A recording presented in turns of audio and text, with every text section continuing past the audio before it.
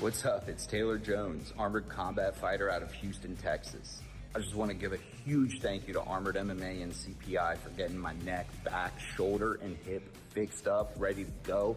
It was such a great experience. I'm already feeling a lot better. And if anybody's out there, you guys need to get your body fixed up and ready to get back to whatever activities you want to do, hit up the CPI. You guys go to Cellular Performance Institute. They'll get you taken care of. These guys are amazing. CPI, stem cells, they could do some wild shit down there. My shoulder was jacked. I went down there, worked, man. Eric Anders' neck was up, and then he went down and got stem cell treatment. Now it doesn't bother him at all anymore. I definitely recommend CPI. It's changed my life. The best stem cell clinic in the world. I just come and I do stem cells to make sure that I'm resetting my body and staying healthy. It regenerates tissue, reduces inflammation. The results are amazing. When it comes to the science of stem cells, no one comes close to CPI. There's not even a close second. Can't make it to one of our Armored MMA events live? Then bring the battle home. Visit the official Armored MMA online store and gear up with exclusive event shirts, collectible pins, replica helmets, and so much more. Whether you're a longtime supporter or just discovering the world's craziest combat sport, we've got something for every warrior. Shop now, support the fighters, and represent Armored MMA wherever you go. Armored MMA, worn by warriors. Available online now.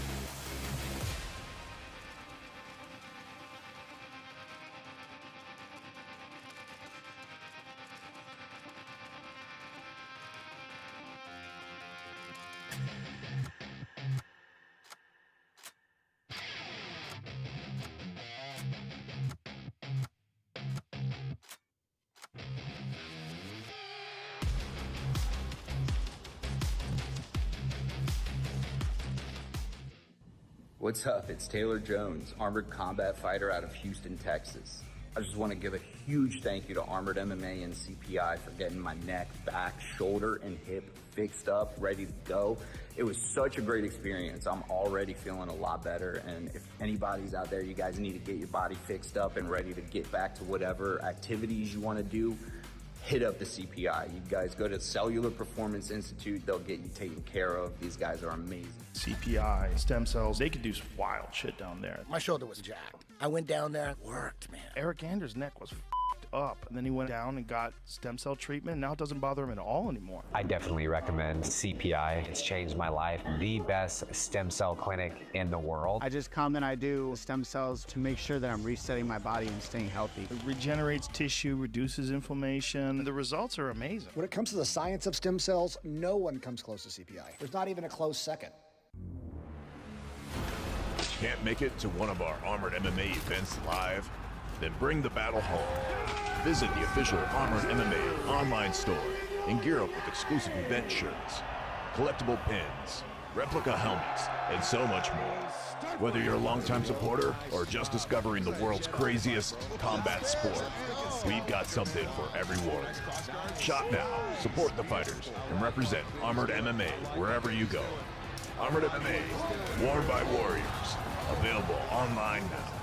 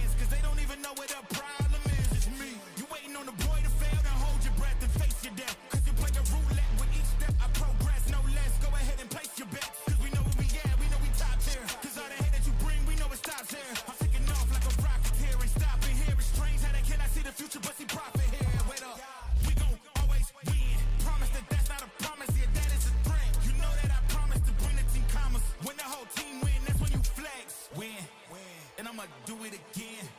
Watch me win, then watch me do it again. Tell 'em I can't take no loss. My team hold no L's, no. Aiming for the top, can't make it by myself. I ain't taking no loss. I ain't taking no loss. Look, I'ma always win. I ain't taking no loss. Look, I'ma always win. We already know that we the coldest. Watch me heat it up, let me focus. I'm going toe to toe with foes. I know they notice. I kick in doors, they only hope for closing. Cause they know I go against. What's up? It's Taylor Jones, armored combat fighter out of Houston, Texas. I just want to give a huge thank you to Armored MMA and CPI for getting my neck, back, shoulder, and hip fixed up, ready to go. It was such a great experience. I'm already feeling a lot better, and if anybody's out there, you guys need to get your body fixed up and ready to get back to whatever activities you want to do, hit up the CPI. You guys go to Cellular Performance Institute, they'll get you taken care of. These guys are amazing. CPI, stem cells, they could do some wild shit down there. My shoulder was jacked. I went down there, worked, man. Eric Anders' neck was up, and then he went down and got stem cell treatment. Now it doesn't bother him at all anymore. I definitely recommend CPI. It's changed my life. The best stem cell clinic in the world. I just come and I do stem cells to make sure that I'm resetting my body and staying healthy. It regenerates tissue, reduces inflammation. The results are amazing. When it comes to the science of stem cells, no one comes close to CPI. There's not even a close second. Can't make it to one of our Armored MMA events live? Then bring the battle home. Visit the official Armored MMA online store and gear up with exclusive event shirts, collectible pins, replica helmets, and so much more. Whether you're a longtime supporter or just discovering the world's craziest combat sport, we've got something for everyone. Shop now, support the fighters, and represent Armored MMA wherever you go. Armored MMA, worn by warriors. Available online now.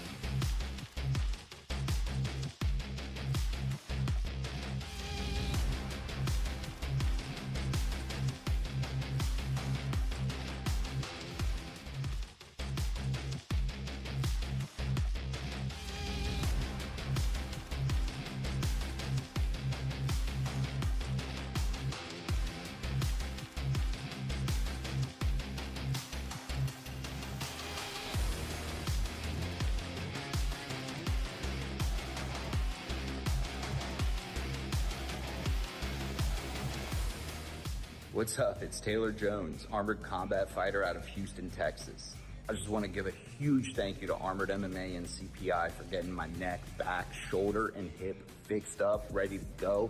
It was such a great experience. I'm already feeling a lot better, and if anybody's out there, you guys need to get your body fixed up and ready to get back to whatever activities you want to do, hit up the CPI. You guys go to Cellular Performance Institute, they'll get you taken care of. These guys are amazing. CPI, stem cells, they could do some wild shit down there. My shoulder was jacked. I went down there, it worked, man. Eric Anders' neck was up, and then he went down and got stem cell treatment. Now it doesn't bother him at all anymore. I definitely recommend CPI. It's changed my life. The best stem cell clinic in the world. I just come and I do stem cells to make sure that I'm resetting my body and staying healthy. It regenerates tissue, reduces inflammation. The results are amazing. When it comes to the science of stem cells, no one comes close to CPI. There's not even a close second.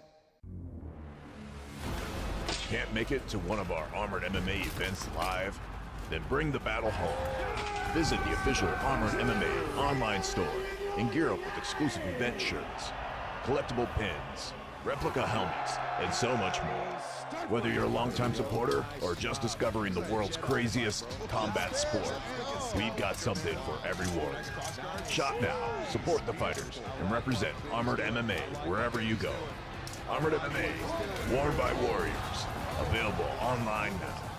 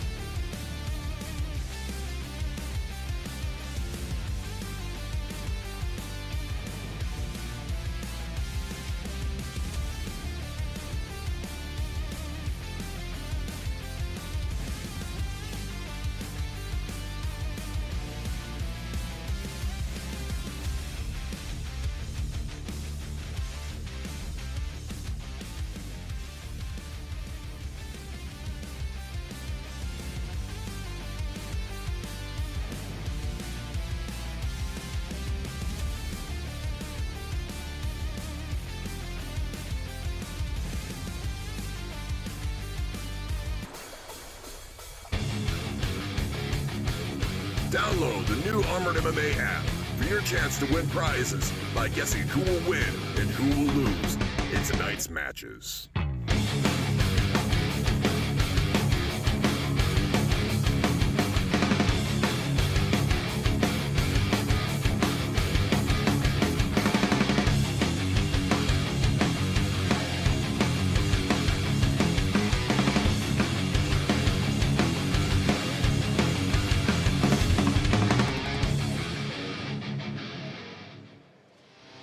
Hello, Bloomington, Illinois.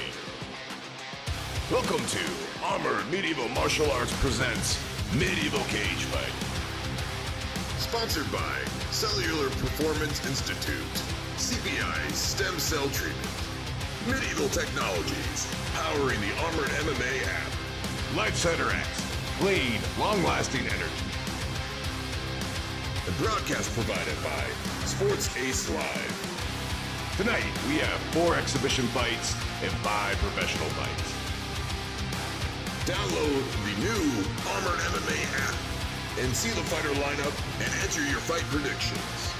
Fighters can achieve victory by knockout, TKO, and if the match goes the distance, fighters can win by outstriking their opponents. The armor is thick, the weapons are blunted, but the risk of severe injury is high.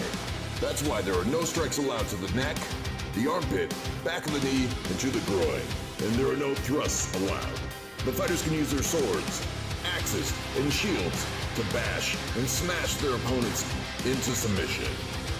It's combat sports with real weapons, real armor, and real violence. Let's go down to the Grossinger Motors Arena and get the action started.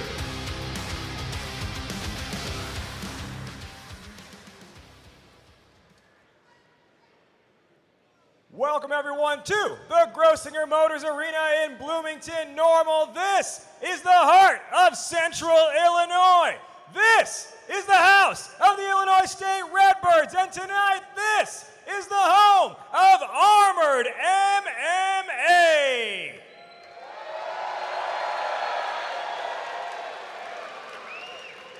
Once again, welcome Raj Nation here alongside my partners, the Thunder God, Gavin, Thor, Walker, and AMMA El Presidente, Mickey Gallus. Gentlemen, we are in the midst of a Midwest swing of the 2026 season. Minneapolis and Detroit behind us, Omaha ahead of us, and tonight we take over the ISU campus in armor made of steel, with nerves of steel, and 20 fighters who all have a show to steal. One of those fighters is the debuting Armanda Isaac. Now, Mickey, you do a lot of rigorous scouting to find out who is worthy of competing on this roster, and you found Armanda and said, we're gonna have her show up, and we're gonna have her be under the bright lights of AMMA. What did you see in her? Yeah, Armanda, right? She's won all of her pro fights down in Mexico. We tried really hard to bring the best fighters from around the world. This is her debut here. We saw a lot of great Mexican fighters come to our arena multiple times, and I think she carries that spirit of the Mexican fighter up here tonight. She crushes it. I'm really excited to see her debut here in the Armored MMA cage. Armanda will go up against a crowd favorite, though, and that is Lady Ashlyn Fowl, Gavin. Every audience that she is in front of, she seems to win over the hearts and minds. Yeah, Ashlyn Fowl, you guys will see here on the plate, man. She just, like you said, wins the crowd every single time. She's got a very colorful, vibrant personality, but don't let that fool you.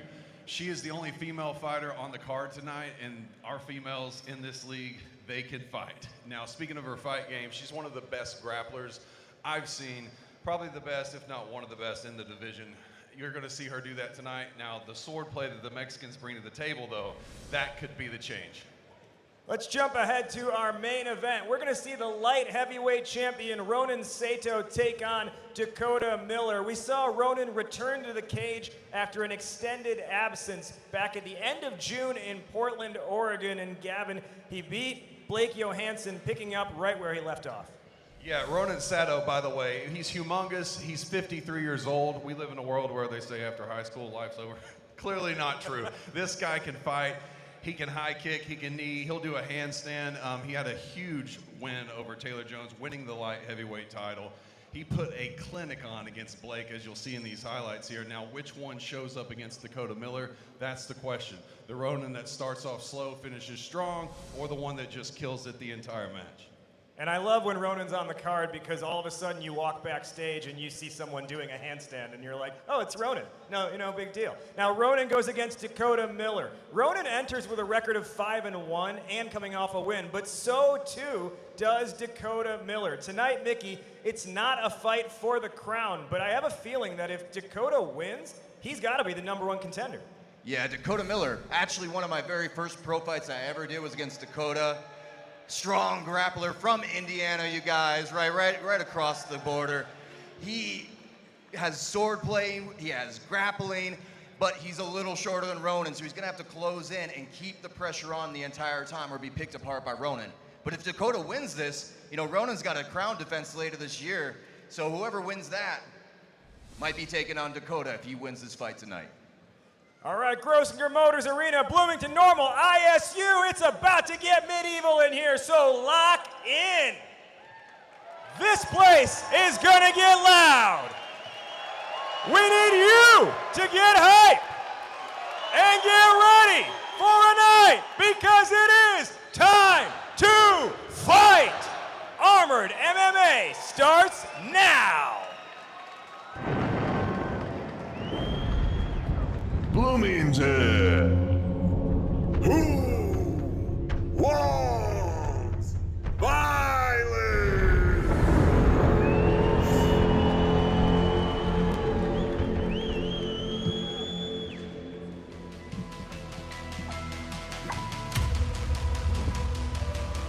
Match number 1.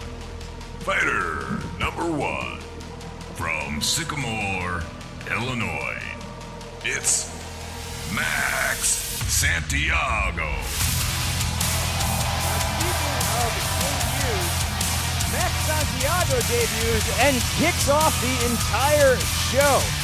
Now, for everyone who's watching at home right now, and you've ever tuned into an AMMA show and you said, I wonder if I could do that, Max Santiago might be your North Star and your literal knight in shining armor, because about a year ago when we were in Hammond, Indiana, he was at home watching. He said, can I do that? He submitted a tryout video to you, Mickey.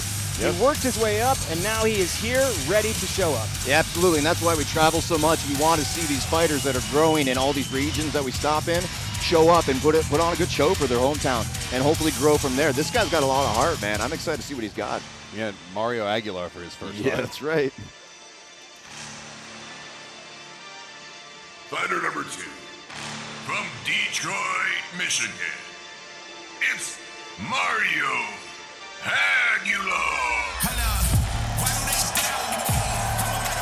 And just as you said, Max Santiago might be debuting, but we're throwing him into a buzzsaw right away. And that is Mario, the infamous Spider Aguilar. He is one of the most popular guys on our roster. His game has revolutionized this season. He is on the hunt for a crown in his own right. And Max Santiago is going to have his hands full with Mario. That's right. I mean, a little weight difference, a little height difference, but I don't think I've ever slowed Mario down in taking a fight. So I'm real excited to call this one. It's a great way to start the night, honestly. Mario coming in on a 4-fight win streak. Fighters to the center of the ring. To introduce the fighters, wearing the red and black, from Illinois, it's Max Santiago.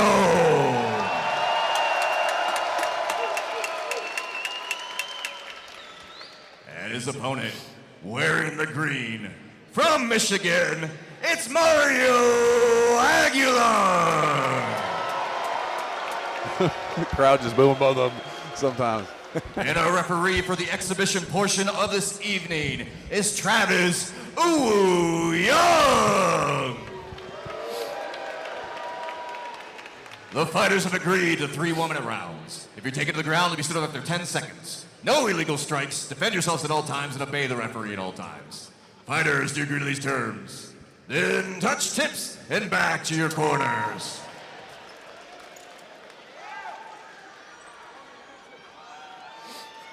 Round number 1. Fighter number 1, are you ready? Fighter number 2, are you ready? And who's ready to kick things off? Then start fight. All right, let's do it, guys. Armored MMA live from Bloomington Normal, Illinois. Mario Aguilar in the green, debuting Max Santiago in the black and red. Yeah, and Max is he's won pretty much everything he's submitted in. I mean, he's done a really good job in a very short amount of time. He was wanting to come in, I think, next year. And like I said, Mickey, you got him and pulled him in here. Here you see Mario now get him close quarters. Try to go for the trip, beautiful. And he'll bring him down. He calls that the Tanuki trip. Yep. Max is going for his own, and then Mario saw right through it and came there. And Max. Now some headbutts. Look at this. That'll turn the crowd real quick in your favor. I was talking with Max earlier, and he said, I know Mario's, if there is a weakness, it would be the ground game, which obviously that didn't look like a weakness to me. But he said, but he's not experienced on the ground either, so he wants to try to keep it standing.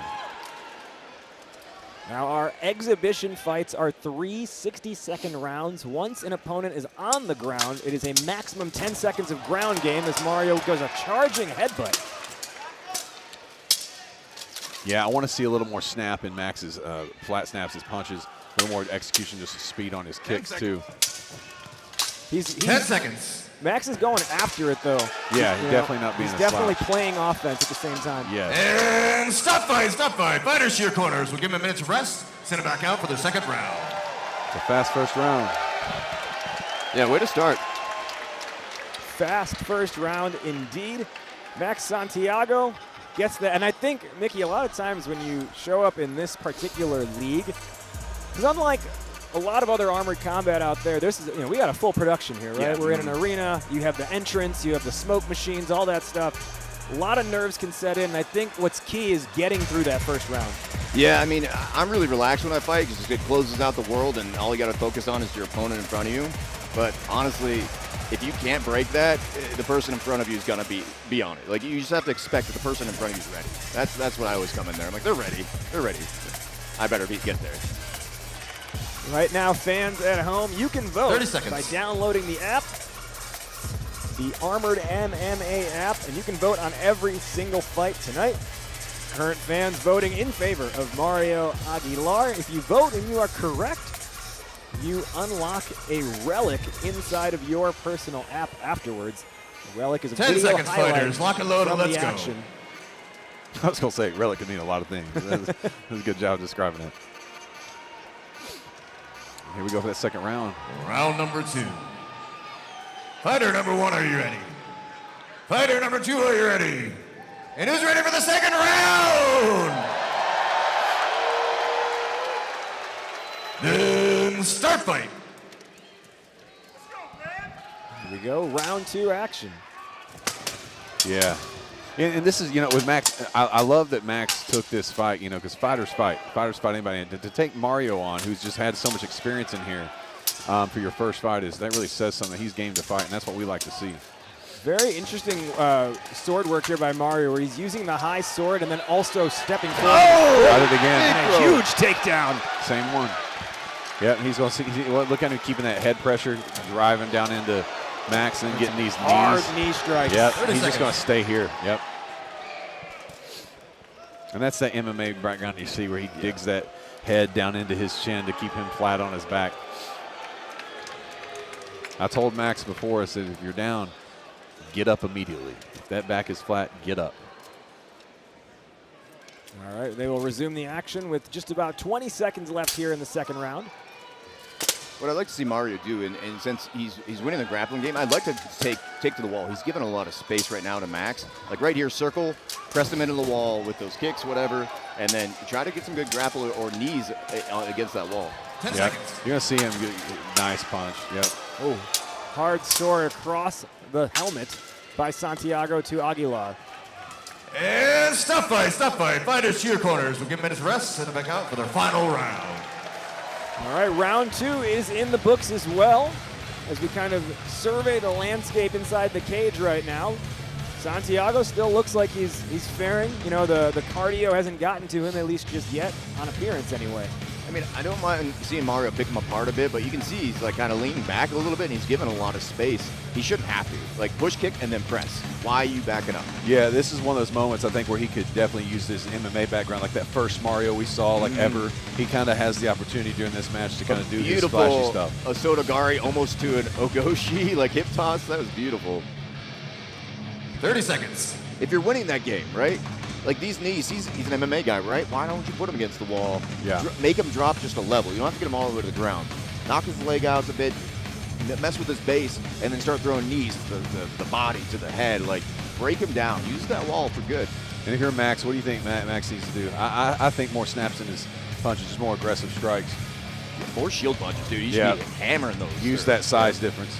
10 seconds, fighters. Lock and load, and let's go. We will see fighters now stand back up and prepare for their third and final round. Max gives that symbolic raising of his arm to show he's ready. Final round. Fighter number 1, are you ready? Fighter number 2, are you ready? And who's ready for this final round? Then start fight. All right, here it is, round 3 now. You see Mario with that high kick attempt. I want to see a tornado kick. I bet you he's got it in him. Yeah. He's thrown them during pro fights before. Nice, going underneath there. Yeah, love seeing the fighter level change. Yeah, and if I'm Max, you got to go this round. Yeah, got to go. His corner needs to be telling him he's got to go. Max first put on armor just 3 months ago. So fast. 30 seconds. Good separation there a little bit from Max, but trying not to let Mario close that distance to get this knee or the takedown. Yeah, that was in danger of a third takedown. You see Mario kind of pointing down, being like, let's drop weapons. Yep, and they will. Yep. And we're going to box it out. Oh, hard right from Aguilar. Left, right. Look at him go at it. Yeah. You might want to. This is the home of the Bloomington Bison of the ECHL. Stop by, fighters to your corners. We're going to the judges. Illinois State Redbirds hockey teams. There we go. They went out with a hockey brawl right there. Yeah, that's what the crowd wants to see, man. Heck of a first round. 5 for fighting on Aguilar. But in this case, scores you points, doesn't it? Right. Again, I was surprised to see Mario. I mean, that aggressive push at the end to the cage. Really good, but not very flashy on Mario's part. Yeah, calm and collected. Yeah, that high kick right there, like, I've seen him piece it together and set some stuff up. I'm not seeing him piecing together the combos. And I don't want to just talk about Mario either. Like, Max, see right there, he's kind of throwing his shield out and not falling forward, right? His shield's low, it's got to stay higher, and he's got to drive that shield through, not just jab it out. Just a little reserve. Yeah. That's the word. I think some of that will come with experience. Yeah, you know, if you kind of look at this back, what's happening here, that's also you saw throughout the 3 rounds was very stiff movement, left back and forth, not a lot of lateral movement. And I think these are the things you get into that cage, you get this out of your system for the first time, and then you come back stronger the next time. And he looked fantastic for 3 months, coming on this big of a stage, first fight of the night. He did awesome. Fighters, the center of the ring. After 3 rounds, your winner is Mario Aguilar. As expected, Mario Aguilar with the victory. They will do a mutual show of respect for one another. The lowest man wins in that one, right? And win or lose, Mario's always a great competitor and in great spirits. Let's hear from him directly now with Gavin.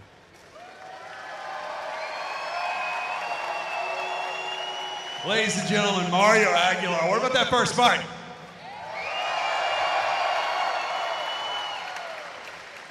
All right, Mario, so they got to witness the sensation that is Mario Aguilar, my man. You know, you come in and you win the crowd over.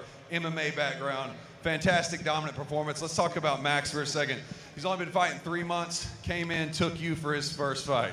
What did you think about that? Oh, man, he's got a bright future ahead of him. Let's give it up for Max, y'all. Seriously. Man, speaking of your future, brother, you were on, I believe this is your 5th win in a row, maybe even more. I don't know. You've been on such a streak, man. And I'll let you tell this crowd, you know, your plans. You keep on evolution. Every time just there's an evolution with your fighting. You're blending your MMA. You're blending the rules of this sport. You're doing fantastic. Where are we going with this? Where's the end goal? Okay, so first off, I just want to say, oh, glory be to God. I'm just a vessel for his will. Secondly, I want to say, I've been grinding really hard. all of my losses on my record come from me taking a bite out of a bigger fish. That's just the way I roll, you know? But in my weight class, I'm undefeated. And I think it's time that you guys had your first lightweight champion. Let's go.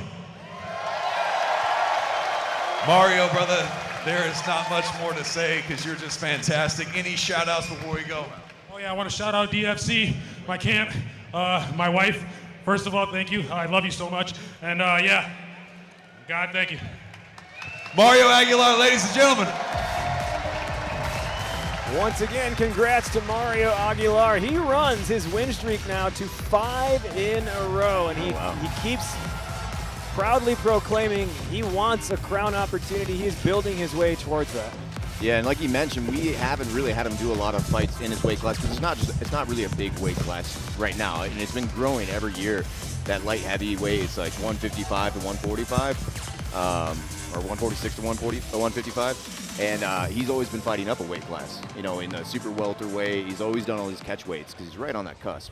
It'd be nice to see him actually fight for that championship in that lightweight division. Hopefully we can make it happen. Fighter number 1. From Louisville, Kentucky, it's Patrick Smith.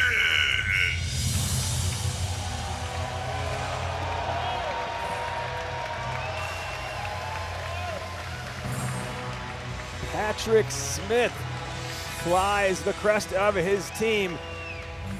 For every winning streak, there is a losing streak. Sadly, for Patrick Pagan Fury Smith, he is on the other side of that, which is 5 straight losses. He is trying to get a win. Perhaps, Mickey, tonight it can be that time. Yeah, he hit me up, said he wanted to break that curse that he's got going on, that run of losses right now. And he's going against Nathan Kitchen, who's done pro fights for us. He's a great grappler. This is going to be a big challenge for Patrick, but we always want to see him progressing. One thing I'll tell him, if he listens to this at home, we got to talk about that shield. It's too big. Give me a smaller one out there, man. Normally not a bad thing. Fighter number 2. From Raleigh, North Carolina, it's Brad Kitchen.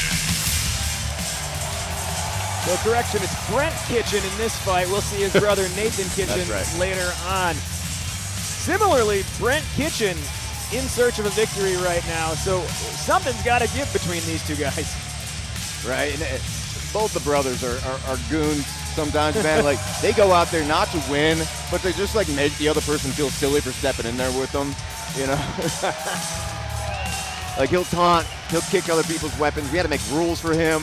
You know, he's one of those guys. Both him and his brother are just goons, man. I love seeing him out there. Fighters to the center of the ring. To reintroduce the fighters, wearing the red tabard from Kentucky, it's Patrick Smith.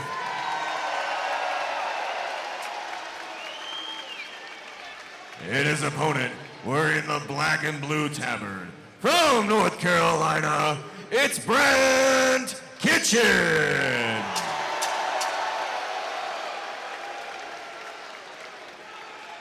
The fighters have agreed to 3 1-minute rounds. If you're taken to the ground, you'll be stood up after 10 seconds. No illegal strikes. Defend yourselves at all times and obey the referee at all times. Fighters, do you agree to these terms? Then touch tips and back to your corners.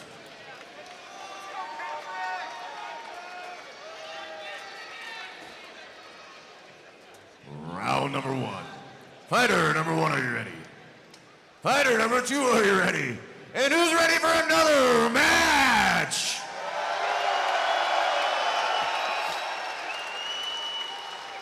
Then start fight.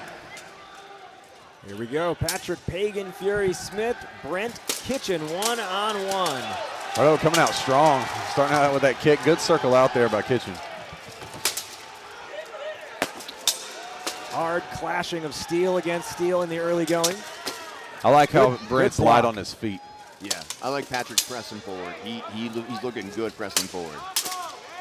There's a new technique that I haven't seen him use before, where it's that hanging guard with the drop shield. It protects your arms, or your legs and your head at the same time. It's a great defense, except for it leaves you wide open for a shield punch. And that's what Brent's definitely going to be looking for with that buckler, getting in close and smacking that punch right there. And I think this is a good opportunity to just explore for a second, Gavin, the difference between that punch shield and the buckler as it pertains to strategy.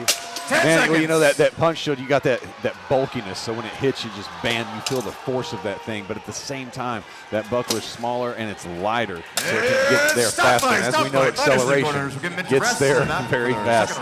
So you can throw a lot more volume of punches with that buckler, but that shield punch. But you give up some defense in the process. Give up definitely some defense on the buckler. Yeah, it's very impressive to me when someone with the buckler is always blocking sword strikes. Yeah. First round is finished. Let's take a look at some of the action here on the instant replay. I think what I like out of that one is they both went after it. They didn't sit back. They were in close quarters for the entirety of that round. Yeah, that forward pressure I was talking about from Patrick actually paid off. If you saw him, he clipped him with that shield on the back foot and stumbled Kitchen really good. So if he can keep that pressure, he'll be able to, take advantage of some opportunities. If you keep stepping back, you miss out on those small opportunities to really get some extra points or extra damage done. Yeah, and he threw a little short. You just see it with his shield, just that little short shot. That's one thing you can kind of get away with that long shield, is throwing that short punch when you really naturally need to extend it. But it's working 10 for seconds, Patrick. fighters. Lock and load and let's go. We saw about halfway through the round, he was able to use it to cleanly block a sword attack. And to your point, if you have a buckler, that's going to hit you right on the elbow otherwise. Yep. Takes a lot of skill to be very accurate with blocking with the buckler. Round number 2. Fighter number 1, are you ready? Fighter number 2, are you ready? And make some noise for the second round!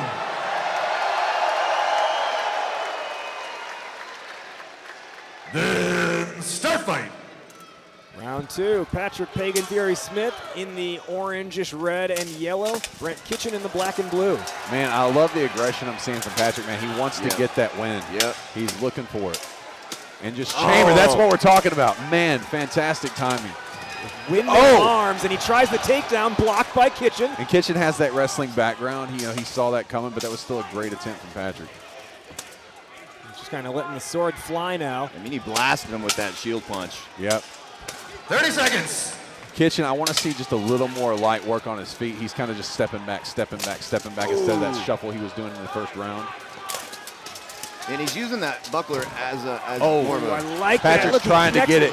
Tried to trip the inside leg. It was not perfect technique, but I like the effort. I like seeing him get him off balance and go for it. But Kitchen has been getting a lot of leg shots with the sword. And Patrick responded. Yeah, stop fight. I'm surprised Kitchen hasn't tried to take down yet. Their final round. These guys are using up a lot of energy in these first 2 rounds. But I like it. Yep. Patrick's got to keep this up, though. I can see he's a little tired. His corner's coming in slow with the chair. This pressure, though, this is what I've been waiting for Patrick to do. It's fine that they grappled up, but this shield punch is going to come in real big right there, right? Keep that shield in his face the whole time, and then explore the grapple. Right? I like those attempts at the takedowns. They're not, it's not totally successful, obviously, but I like the pressure that he's putting and making Brent change and think. Oh, it's very uncomfortable, too. Like, getting your arm drag like this, it takes away the attack. It makes him have to worry about getting taken down. Make everything you do a threat. Doesn't matter if you fully land it. Be a threat from every single possibility. Yep. Yeah, I'm surprised. I'll say it again. I'm surprised Brent's not going for his own takedowns with this background. He's going to have to. Yeah, I think he needs to make up for some lost time here. 10 seconds, fighters. Lock and load and let's go. Yeah, if Brent doesn't end up on top and rain down some shots for this last round, I'm giving it to Patrick right now. Yeah. But let's see if his tank can hold out this round. Yeah. Well, something's got to give. Neither fighter has a victory in AMMA yet. One of them will have to walk away with one. There are no ties, Gavin. That's right. Fighter number 1, are you ready? Fighter number 2, are you ready? And who's ready for this final round? Then start fight. We are 3rd round, ready. I like that setup stance here that Patrick does, because he's been able to turn it into offense as well, not just as a defensive guard. Yeah, it's like I got a new technique. I want to ask him about it. You know, like let's talk to me about that. It's fascinating. And he's going a little bit. Kitchen's doing a good job kind of keeping just out of range just enough to land his own shots without getting clipped too bad. And again, Kitchen's giving too much space. He had Patrick's back to the wall. He should have taken advantage of that. Yeah. 30 seconds! Under 30 seconds to go. Is he going to get it? And they'll break up. Nice Patrick's got to go. Keep going, man. Yeah, he's trying. He's like, I'm trying to go. I'm trying to go. Use the wall. Get behind his head and take him out. 10 seconds! That's what we got to see. Closing seconds of this fight. And just some nice little reminder punches there by Kitchen. Yeah. Smith. I think Kitchen did a good job capitalizing on the strikes that round, but I don't know if it's enough to come back and get that win. There were a few shots, though. I wonder if the judges are going to count them just because they may have not come in hot enough from Patrick. But, I mean, let's watch this replay and see what. So you see the action here from that third round on the replay. See, that's Kitchen staying out of range just enough, just taking a couple steps back. Yeah. And that's actually one of the things he was saying earlier today that he wanted to do. He's like, I know Patrick's a close quarters guy. I want to be like 1.5 steps out at all time. I think Patrick actually overcame that through the majority of the first 2 rounds and kept it closer quarters than Brent wanted. And I think this is smart here. Like, he's almost going for a wizard there with that arm over, but instead he's framing off the face and able to hold Kitchen in place so that he couldn't score any more points. Both of them exhausted. Use that wall as your friend, and you shut the game down for the last 10 seconds. I'm cool with that sometimes, you know? Smart. Yeah, I'm happy. I'm happy with this fight. I would give it to Patrick personally, but I would kind of like to see that, you know, get that win. I'll be honest, get that win, man. But Brent Kitchen, man, fantastic job on him too. I would have loved to have seen a takedown, and that could have turned it the other direction totally. Who knows? Let's find out who's going to be the victor. If you can stand to the center of the ring.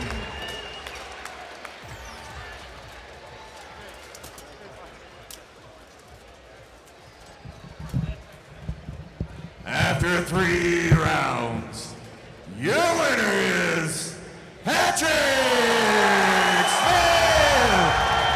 Patrick Fury breaks the curse. Well earned. After an 0-5 start to his AMMA career, he now puts his name officially in the win column. Yeah, he earned that. He put on all the pressure. That was really good. Ladies and gentlemen, Patrick, give it up.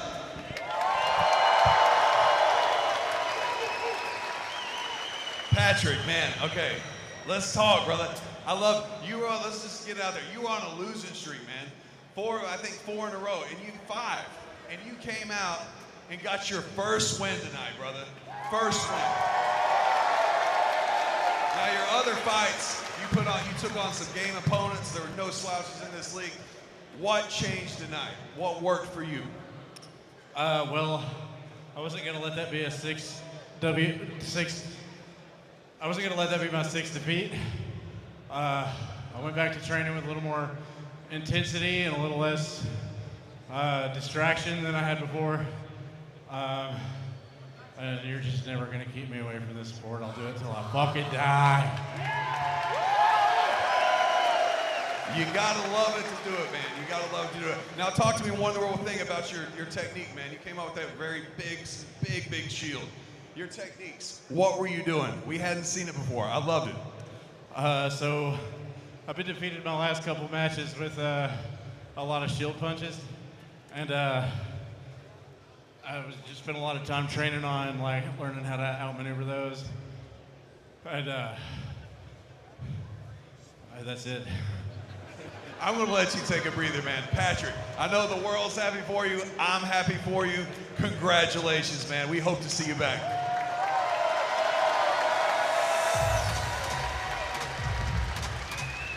Congrats, big congrats to Patrick Pagan Fury Smith. And one of the things, Mickey, we've seen in MMA, for example, Mario Aguilar went through a 5-6 match losing streak and then turned it around and went on a 5-match win streak. So anything can happen here, and you don't know what changes the tide or turns the tide like that.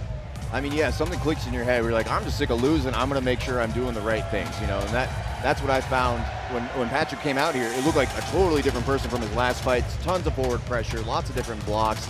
lots of setups for strikes, grappling, manipulations of the arm. Like, everything was different about his fighting technique this entire time. Like, it might be hard to get a W, but Patrick's proof that once you get that victory interview at the end, that's really the hard part. On to our next bout. Fighter number 1 from Chicago, Illinois. It's Ray Payette.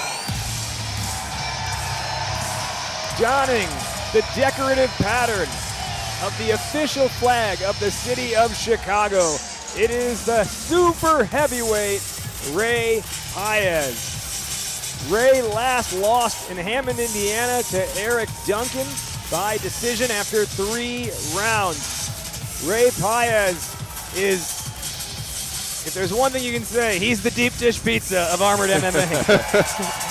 He's a biggin. And Ray's had a crazy journey, man. If anybody's in the Illinois area, hit him up. Look up Chicago Armored Combat. He does a great job trying to build a community in that area. So. Fighter number 2 from Cincinnati, Ohio. It's Chris Molesky. What did Ohio do to the entire Midwest? My God. Chris Trashman Molesky steps into the AMMA cage officially for the first time, coming off of winning a gold in 12-on-12 earlier this year with the Cincinnati Barbarians and the Pale Horses. He is coming into this fight knowing that Ray Paez knowing that he himself has a low center of gravity, which makes it harder for his opponents to grapple with him. He knows that about himself, and he plans to use that to his advantage. Fighters to the center of the ring. To reintroduce the fighters, wearing the blue and white and red tabard from Illinois, it's Ray Paez.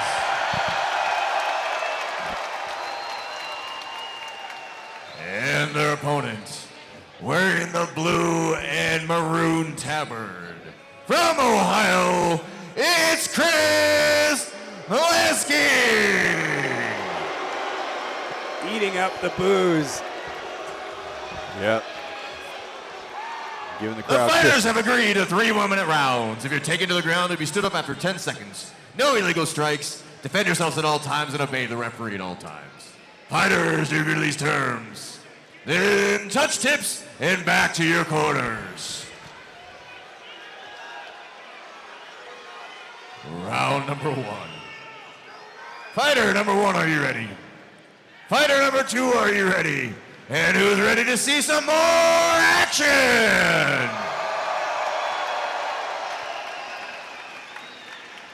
Then start fight. We are underway. This crowd is hot right now with a Chicago guy in the cage. Yeah, let's see, man. This will be epic if he's able to use that center of gravity and get those takedowns. But Ray, man, when he can strike, he's got deceivingly good cardio for a big guy. Look at this. And he's a lefty against a righty. That always means war, dude. Like, there's almost no defense at a certain point. You're just like, I'm going to punch you in the face so many times. Here goes that grapple attempt. 30 seconds. And that's what's hard about Ray for his opponents. He's going to have to not only get under Ray, but allow Ray not to just collapse down on him when he does go for that low.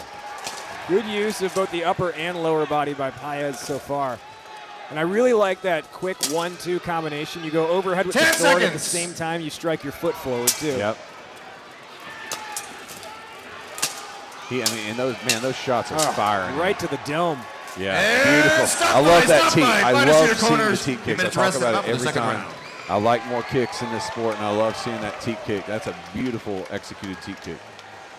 Yeah, problem is, I mean, having somebody who's so much shorter than you, that strike zone is so much smaller. if Ray gets his foot caught, man. Yeah, it's like yeah, he could catch it. It's just hard to see. Like if you remember back in the day in baseball, Ricky Henderson had that super crouch stance, right? What was he, like Timothy the Raccoon or Jimothy? He actually, you know what? He looked a little like Jimothy. I think it's kind of like a Jimothy look. Right. But again, like I was saying, lefty versus righty, it's always kind of a war, right? I think what Chris is really doing well is stepping offline a lot when Ray's trying to do the teeps, trying to do the punches. I think Ray's got to use that wall a little bit more. Dominate with that size, man. Yeah, so overall solid first round. Down with it, but I want to see more. 10 seconds, fighters. Lock and load, and let's go. One of the things we often talk about in Armored MMA is that age is not a prohibitive factor if you want to get involved in this sport. Ray Paez is a good example. We've seen John Bibby on the card a lot, right? Yes. We see Ronan Sato later on, like guys in their 50s, right, who are competing Smashing. and succeeding. Round number 2. Fighter number 1, are you ready? Fighter number 2, are you ready? And who's ready for another round? Then start fight. Here we go. Let's see if we got any game change over from Chris's end.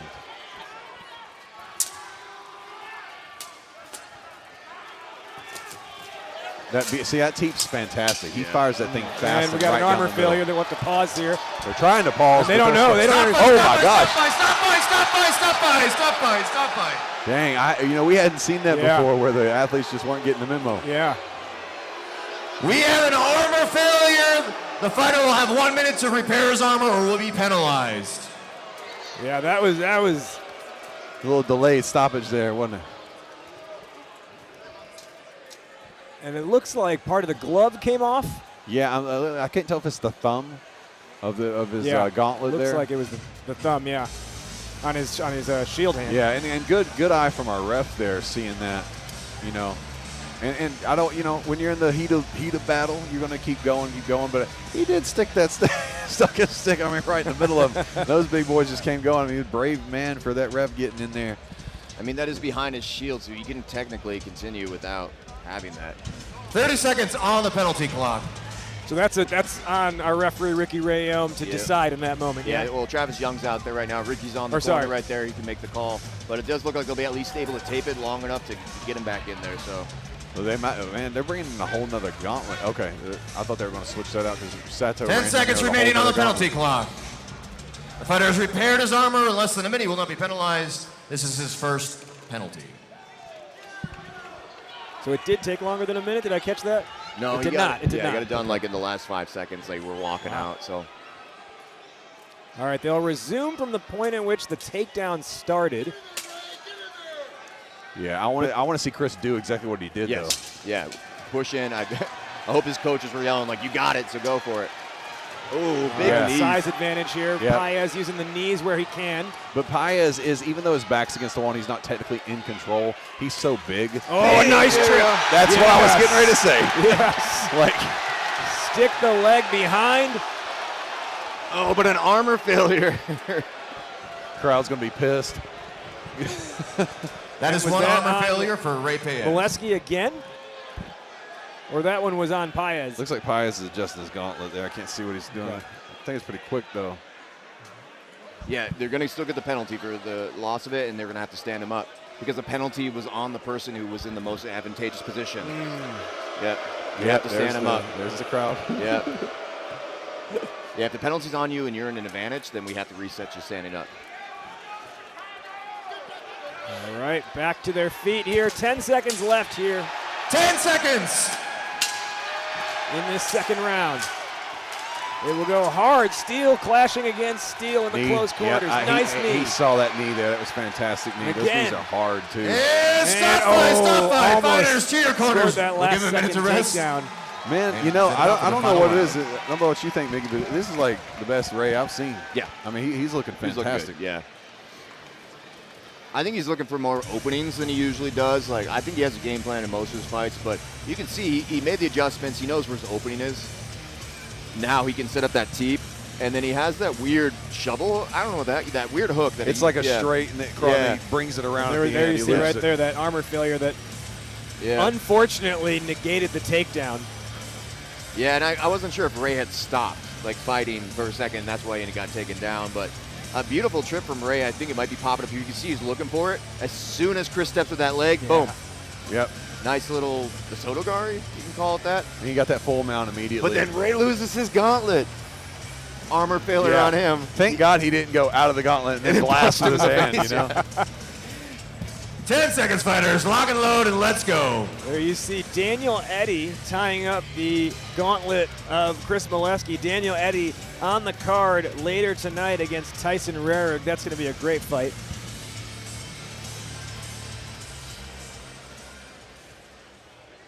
Final round. Fighter number 1, are you ready? Fighter number 2, are you ready? And who's ready for this final round? Grosinger Motors Arena ready. Start fight. Will it be the Chicago Kid, Ray Paez, who goes home with a victory in front of the Illinois crowd?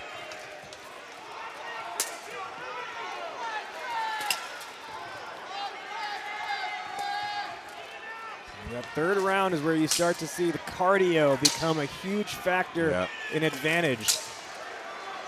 Yeah, those two. Nice step through shield punch. He does a good job setting into like a stiff jab with that punch. Yeah, Chris is going for broke. He probably knows where he's at in the scorecard there. Yeah. Oh, great! Huge shield punch. And I want to see Shield. He's gonna, Chris is gonna have to get off that center line. Yeah. Ray stays standing. And he stays standing. Smart. That's going to be more points for Paez. Oh. And he will drive the left knee into the side of Molesky. Man, fantastic job from Ray.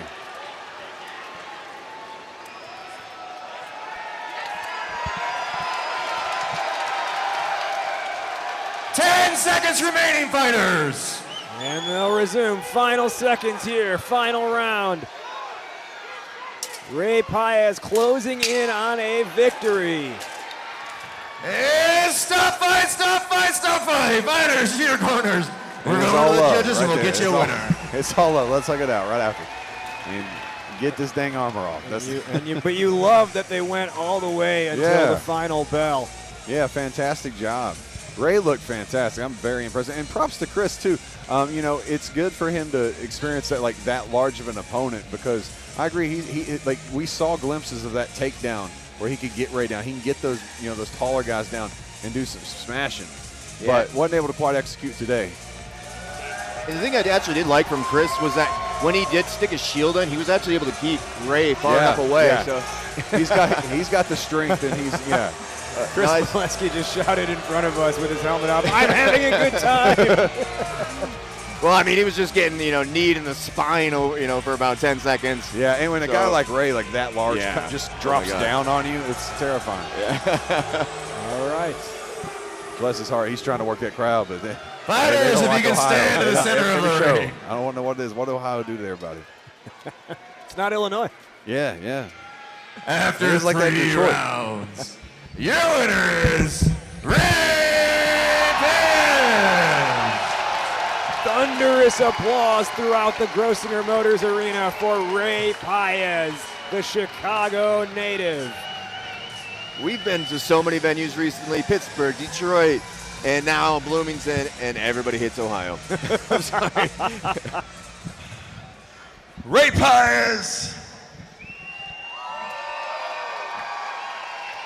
And that was y'all's clue to cue to cheer. I was hoping you weren't going to let me down on that. Thank you. Oh, man, Ray, clearly, man, you are the smallest guy on this roster tonight. So what's that like? You came off of a loss against Eric Duncan, but the first time you beat him, like I think at one point, then he came back, challenged you, pulled it out barely, and then you come in now. You look the best I've seen you. I thought you were fantastic, man. I've been working on my endurance, trying to be a little more aggressive, and just came out here and tried it out, and seemed to work tonight. Yes, that it did, man. That it did. It worked very good. Your stiff jabs look good. Your teeps were fantastic. I've said it on the commentary many times. I love seeing the kicks. You delivered them right down the middle, and you had a very game opponent. He kept coming at you, but you had these armor failures. And I know the crowd gets really upset when we have armor failures because it's like right when it gets good, we got to stop it for safety. So what's that do to a fighter? You know, when you're in, if you're at the disadvantage, problem, but when you're in that dominant position. Well, yeah, when he threw me down, they said there was an armor failure. I didn't know what was going on. Then I saw a thumb laying on the ground. I'm like, uh-oh. It wasn't mine. Luckily, we got to stand up, so I wasn't in a bad position. Then the favor was returned the next fight, the next round, because the same thing happened to him. So it's just the way it goes sometimes. It's a little frustrating, but you just get up, keep fighting. Thank God it wasn't a human thumb or, you know, your hand blasting through. So that's a plus, man. Well, congratulations, Ray. Pleasure for you, man. I know you said there was something you wanted for a birthday, so.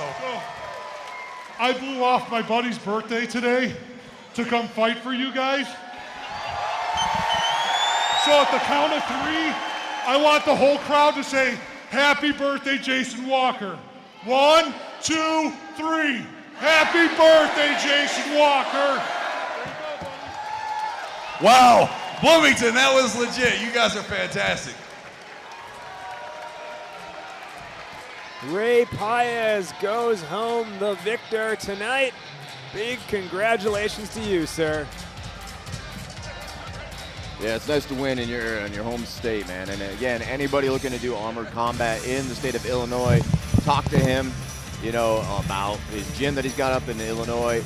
And then later tonight, we're going to see Dakota Miller, who's actually kind of like in central Indiana, so not too far away from where Bloomington's at either. So there's a lot more of this, like Indiana, Illinois, Iowa, you know, even Nebraska and stuff like that, like all kind of coming together and developing the sport in the region. So hit up Ray Paez, man, in Chicago Armored Combat. Match number 4. Fighter number 1 from Antioch, Illinois. It's Jared Lewis.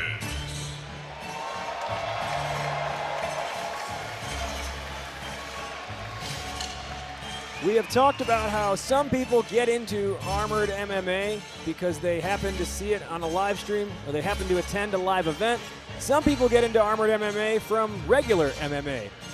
Jared Lewis takes his armored MMA experience from first, quite literally being a knight at medieval times, as well as at Excalibur in Las Vegas. Oh, wow. Wow, it was Vegas. He brings the show, but he also brings the sport because he is 2-0 in AMMA, 3-0 lifetime in one-on-one fights overall. Fighter number 2 from Columbus, Ohio. It's Patrick Patterson. More love for Ohio. Now, while Jared Lewis might have years of experience in armor because of his show experience, Pat Patterson was found out about this fight 10 days ago. Yep. So he's coming in pretty cold as far as preparation goes. A lot of times that's a disadvantage, but sometimes, Mickey, it just becomes a screw it. I'm going to throw whatever I can against the wall and see what sticks. Well, yeah, I mean, Armored Combat does not have a season. We are fighting all year round, whether it's team fights or one-on-ones. And so you're always kind of ready or should be almost ready, especially the exhibition fights, man. Fight anybody, man. Be ready all the time, you know. Fighters to the center of the ring. To reintroduce the fighters, wearing the black brigandine from Illinois, it's Jared Lewis. And his opponent, wearing the gray brigandine from Ohio, it's Pat Patterson.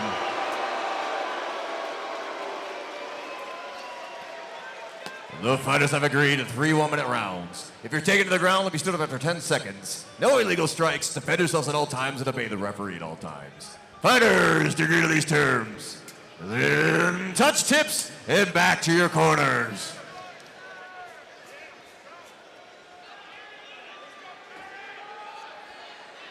Round number 1. Fighter number 1, are you ready? Fighter number 2, are you ready? And make some noise if you're ready out there, Bloomington! Then start fight! Here we go. Jared Lewis, Pat Patterson. Pat Patterson making his AMMA debut, not only for himself, but on behalf of his team, the Columbus Tyrants.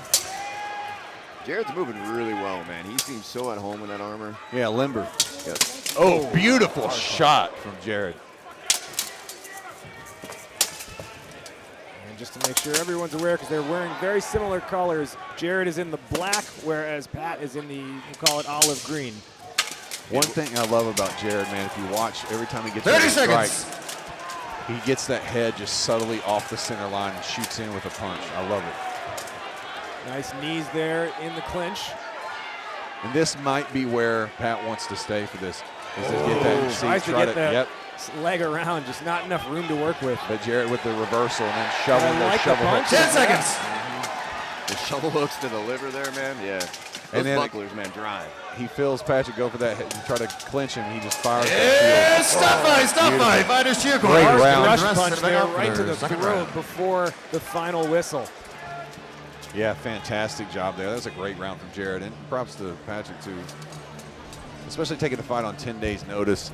I don't know. I'd like to know if Patrick, do you know if he had like a camp at all before this, or did he just hop in? I'm trying to think of where we're at in the season right now. Like, a lot of people are coming off of Worlds or, you know, not doing as many local tournaments and stuff like that. So I don't know what he may have been up to at the moment, but. So for Patterson, after he found out about this fight, he just said, 2 days in a row, I was just outside in 90-degree heat wearing armor, just getting ready. And then he said, generally, though, I'm always prioritizing cardio. And then on fight day itself, he almost stretches, you know, to a fault almost, just to get his body ready and conditioned for this. I mean, that's the only thing you can really control as a fighter is cardio. That's the one thing that is always in your control. 10 seconds, fighters. Lock and load and let's go.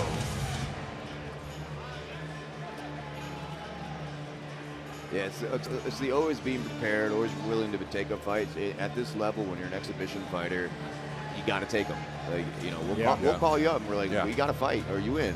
Like, and it's a yes, you know. And the rounds are short. You know, they're 1 minute. Pros, we go longer. Round number 2. Fighter number 1, are you ready? Fighter number 2, are you ready? And who's ready for another round? Then start fight. We are ready here and starting the second round. Jared Lewis, Pat Patterson. Watch every time he throws that buckler. Whatever. See what I'm talking about? He gets that head off the center line and fires. Beautiful every time, and it works. I mean, that buckler punch was more like a haymaker. Yep. And he's able. He's one of those guys. Not too short, not too tall, but like right in the middle where he can just generate that from the ground and fire that force right into the dome.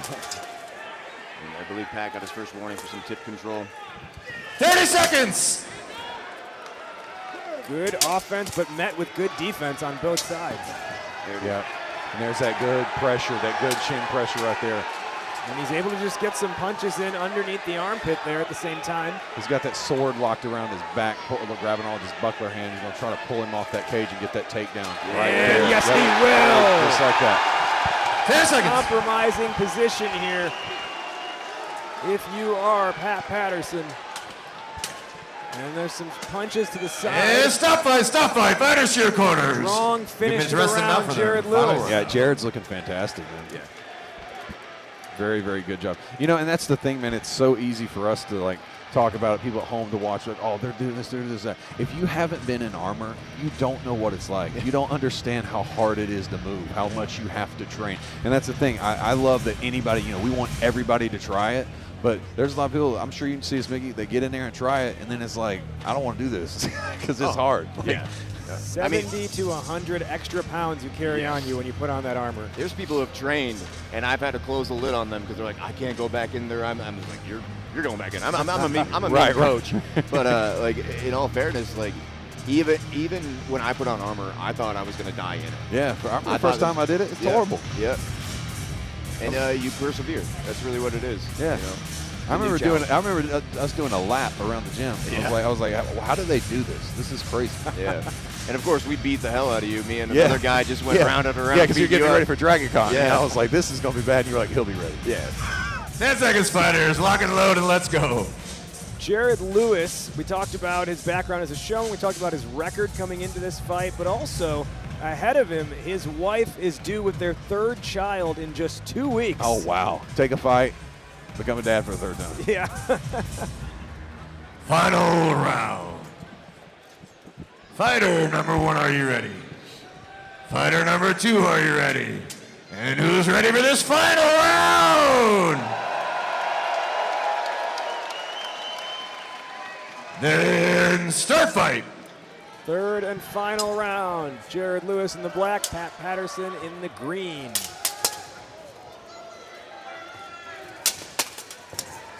Lewis moving so well in this entire job. fight. He's doing a great job showing what you need to do with a taller opponent. And that's a good little adjustment there from Patrick. Yeah, his big problem right now is I've seen it happen a bunch of times. Jared is going in for that buckler punch, getting stuffed by that shield. Oh, I love that. He cuts the ring off from Patterson. Yeah. Sword behind the head. He's got good grab. He should rotate him out and then step across like that. Oh, there's the takedown. Yeah, there it is. That'll Fantastic bring up job. the Grossinger Motors Arena. Buckler punches to boot. They're going to stand him up with only 10 seconds left. You hear his corner yelling, last 30 seconds, you got to go. 10 seconds remaining, fighters. 10 seconds.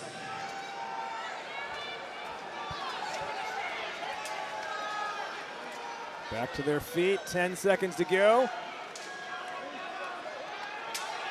Here we go. And we resume. Patterson charging at Lewis. Lewis steps away. Patterson will return knees as he finds his back against the cage. And stop fight. Fighters cheer corners. We're going to the judges are getting you a winner. Wow. And that takes us to the end of the fight. Yep. Yeah, I do worry about Jared, stepping in and getting popped by that shield punch every time I try to throw a big hit, You got to get even though you're wearing 14 pounds in your helmet, you got to get offline. Yeah. Normally he does. Normally he was doing that, but I think you're right. Like Patrick adjusted. There, he's doing a great job with the head movement and whatnot, but you'll see a couple of those bucklers get stuffed here in a second by Patrick, just kind of sticking his shield out. Yep, he picked up, made a good adjustment. Yeah, right there. Yeah. Yep.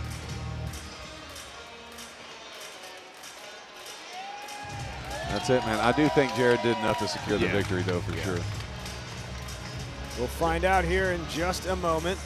See, in that throw, I just have to say something. You got to break their posture before you step across. You end up in these stuck moments against the wall, right? You have to step away, break their posture, then step across to maybe do the Harai Goshi, whatever it might be. You got to break away from the wall so you get a clean takedown. So that's your homework, Jared. All right, let's find out the winner. Fighters, if you can stand to the center of the ring. After 3 rounds, your winner is Jared Lewis. Jared Lewis is the winner. A win tonight. He's going to be a 3X father in a couple weeks. Things are looking up, Lewis. All right, Jared, man, congratulations. Love watching you fight. Now, we get this question all the time, like we're just out in public, yada, yada, yada. Like, is this real? Is this LARPing? Which obviously it's not. You guys are witnessing it as live cage fighting. But you, I found out, used to be a knight in medieval times and Excalibur in Vegas. How did you transition to this sport? Yeah, I was just with my friend, and he said they were going to go to a Milwaukee fighting event. I'm like, sure, I'll go.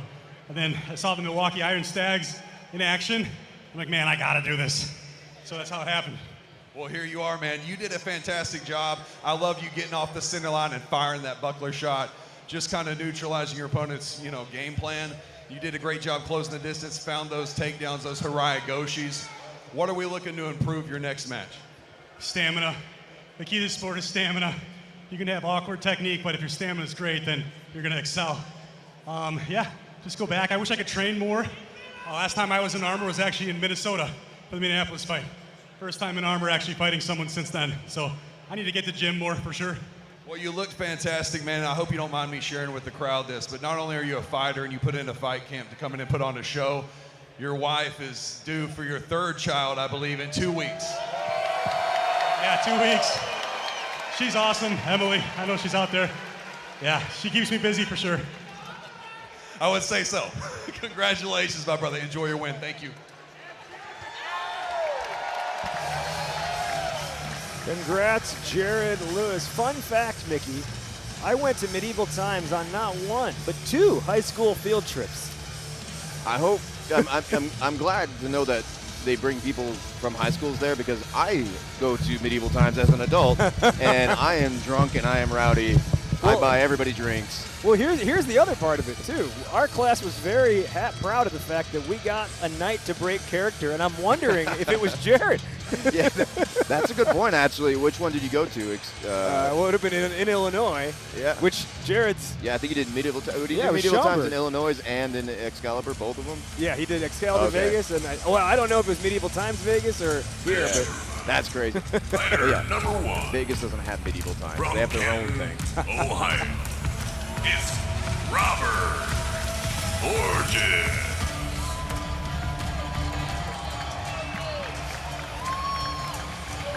Robert Forges has been steadily improving his game here in Armored MMA, and part of that steady improvement has been cutting weight. He started the season at 215 pounds. He is now down to 193 pounds in a manner that he says, for the first time in my life, in a healthy fashion, losing weight. He says, my goal is to get to 180 next. And when I do that, I'm going to go to Chicago, I'm going to eat some deep dish pizza, and I'm going to go visit the Pokemon Fossil Museum. Heck yeah, dude. Yeah, he's always been strong at art, great guy, coming in here, bringing the spirit of Armored Combat everywhere he goes, and leaning into that Crusader outfit, man. He loves it. From Springfield, Ohio. It's Ian Hartso. Now, who are they going to root for? 2 people from Ohio. The Ironheart, Ian Hartso, walking towards the cage. He enters on a 2-fight losing streak to Ellis Williams and Chris Sanner. He said, those fights really showed me what my weaknesses are, and I am eager tonight to prove that I am better than what my last 2 fights have shown. Yeah, I mean, those are not easy fights. Chris Sanner travels internationally fighting all the time. Ellis Williams, man, he's a crazy fighter, man. So kudos for him. I'm excited to see what he does tonight. Fighters to the center of the ring. To reintroduce the fighters, wearing the white and red tabard. From Ohio, it's Robert Forges.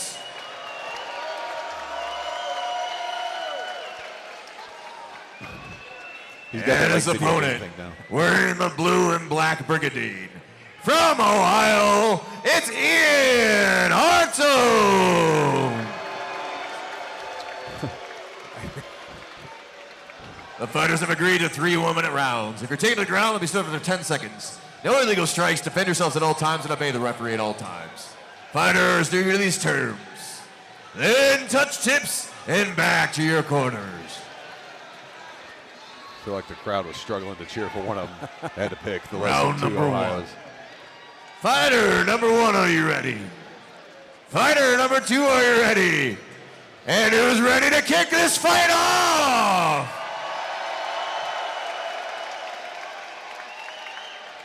Then start fight. Well, Mickey, to answer your question, who will they cheer in Ohio versus Ohio? The answer is versus. Yeah. Man, great shots right down the middle. Yeah, I heard Ian was worried about like coming in too hot the entire time. I say just go for it. Yep, go for broke. You got a minute, you know. Yep. Hard cage pressure right out of the gate. Yep. Nice knee shots as well. Beautiful cage Ooh, pressure. beautiful punch. 2, Yeah, he 3. is just blasting those shield I think he punches. just broke his shield on his face. Man. Look at this. Can he bring him down? His sword's caught through the cage. That's going to be a little bit 30 seconds. Detractor to the effort. He's going to try to get it. He's doing a good job. Man, Robert's doing a good job of setting his weight down. Though. Yeah. But his feet are getting crossed up there at the bottom. His right foot's almost off the ground. Really strong shield punches, though. 10 seconds.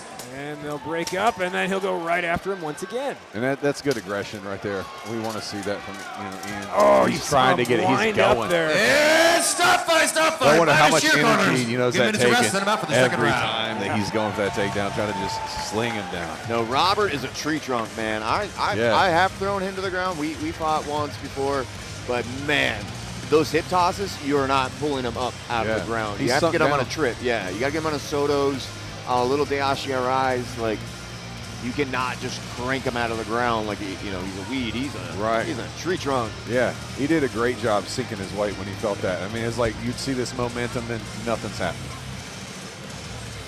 Yeah, I mean, but for two heavy, sorry, Mickey, for two heavyweights, this is very, very quick and fast-paced action that we saw. 30 seconds. Yeah, it looks like Ian, though, is keeping the tempo. Robert didn't have a chance to really answer any of this because right here, he gets his legs tied up a bit, and the pressure of the wall just left him there vulnerable to all of these noogies, I guess you'd call them. Yeah, and if he can keep that up every round, 10 seconds, fighters, lock and load, and let's go. We're in for a heck of a fight. One of the things I like to talk to some of these guys about and learn is, like, who is the man or the woman behind the mask?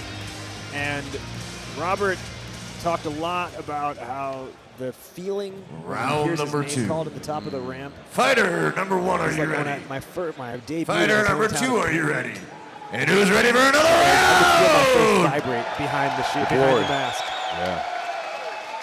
Then start fight. Ian coming in with that low guard on that sword, man. I don't know if he's tired of but he was able to bring it up pretty quickly. I want to see a kick right there. Yeah, right exactly. there. See that T kick or that thrust kick. Especially on that exit. Yep. You see the takedown attempt, but blocked. Robert might get this takedown. Yeah. If he can sink down and get a leg behind.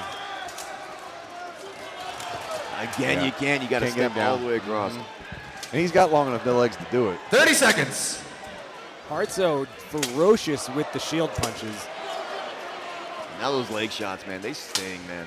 If you hit right on the right spot, that is not comfortable. There it is. There's that team, baby. That's what I was looking for. I'm telling you, it's there. Yeah. Kicking in the front door, Ian Hartso. 10 seconds. And those hurt coming down the middle. It's hard to see in the type of helmet that Robert has as well. You can't. The visibility is limited. And stop fight. Fighters to your corners. Get ready to rest him up for their final I think Ian did a good job neutralizing Robert's game enough where Robert can't really put on. It's not really getting whooped, but he can't put up a lot of points. Yeah, I do wonder if Ian got tired because, again, Robert is so rooted, and there wasn't a single takedown. Yeah. Like, I like seeing Ian kind of baiting him, but then immediately Robert steps across, threatens the takedown. Yeah, and there you see I mean, they both did a good job of sniffing out each other's offense. I think where we saw Hartso really kind of get the upper hand, though, was in applying the cage pressure, ultimately.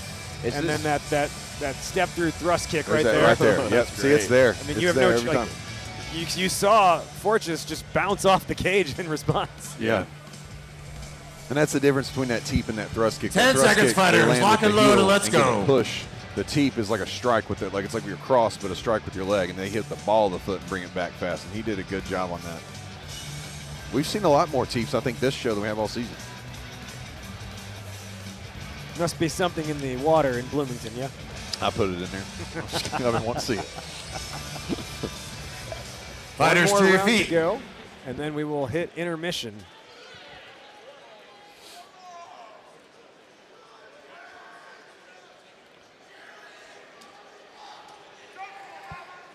Final round. Fighter number 1, are you ready? Fighter number 2, are you ready? And who's ready for this round? Then start fight. I'm having trouble tonight knowing if it's the final round today. I am so sorry. What'd you say? I said it right. Yeah, I but thought you said it right, yeah. Anyways, back to the fighters. First round. Nice little double step, but you can see Robert's head is still right up and down. You got to break that posture. Yeah. Oh, look at that. He's got him almost completely in a back bend. Yeah, he's trying to get that hook and just try to toss his whole body, but he's got sword hands not locked in. This favors Robert. There's Robert. Bring him down. They both go to the ground. It's down. He is down. I think they might count that as a takedown, but Ian's quick to get up. I don't know if there was clear dominance, though, upon touching the ground, which might negate the points. 30 seconds. Yeah, but see, Ian's doing a good job just kind of putting Robert's game to shame. He's neutralizing him. And this is one of those things, like some crowds, especially in straight MMA, they get annoyed with this. But control is a thing. Control. Can he bring him down? Closing seconds, and he will come down. Oh, and a hard sword strike to the back of the head. Fighters to your corners. That was a good way to end. Says, finish him. I mean, if that had been a helmet off thing, can you imagine? Oh. Yeah, that helmet, wasn't that helmet coming on? I almost saw it slip off. I couldn't tell, but. I mean, it ricocheted him back. That one hurt for sure. I mean, he's standing up quick. There's a man right there. But woo. Yeah, what a great way to end That is going all the way until the final whistle. And that's what I was talking about. Robert's head was straight up and down. You're stepping across. You have to have him tilted a little bit. You got to break posture. But this is where Robert would have done really well if he would have been able to get this early on. He's lower. He can have all the leverage in the world. And he could have capitalized here, but man, I'd be exhausted by the end of this match. Yeah. It's a lot of good grab. It's a good grab. I'm a fan. Here's that ending. Now watch this. Sword. Hey. Jabs him with the knee. And that's not the best angle either. If they flipped it around, showed you the other side, you would see that helmet just like roll up. It was the end of the fight. Ian's like, what? I want to hit him again. Yeah. All right. Let's get a winner. Fighters, if you can stand to the center of the ring. Yeah, man.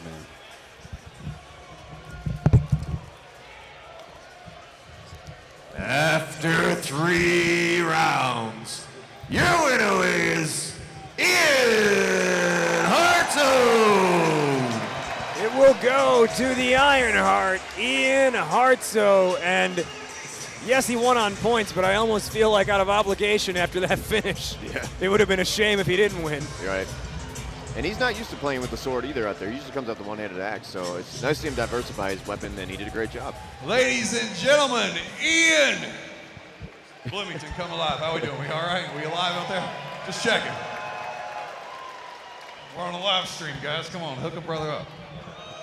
All right, here we go. Ian, man, I am a big fan of control, aren't we all? But you controlled that fight very, very well. Robert's known for being a good grappler.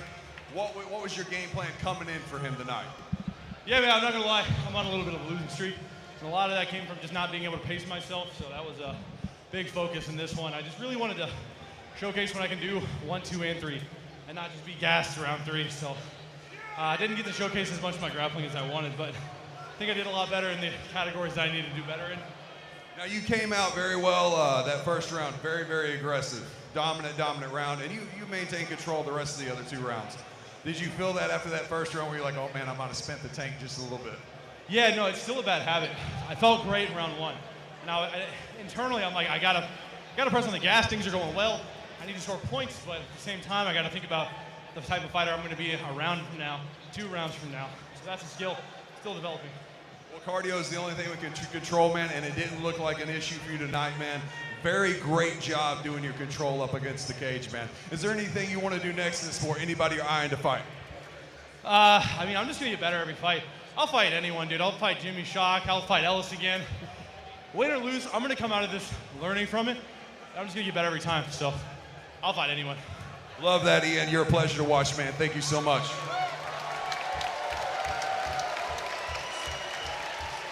All right, Bloomington.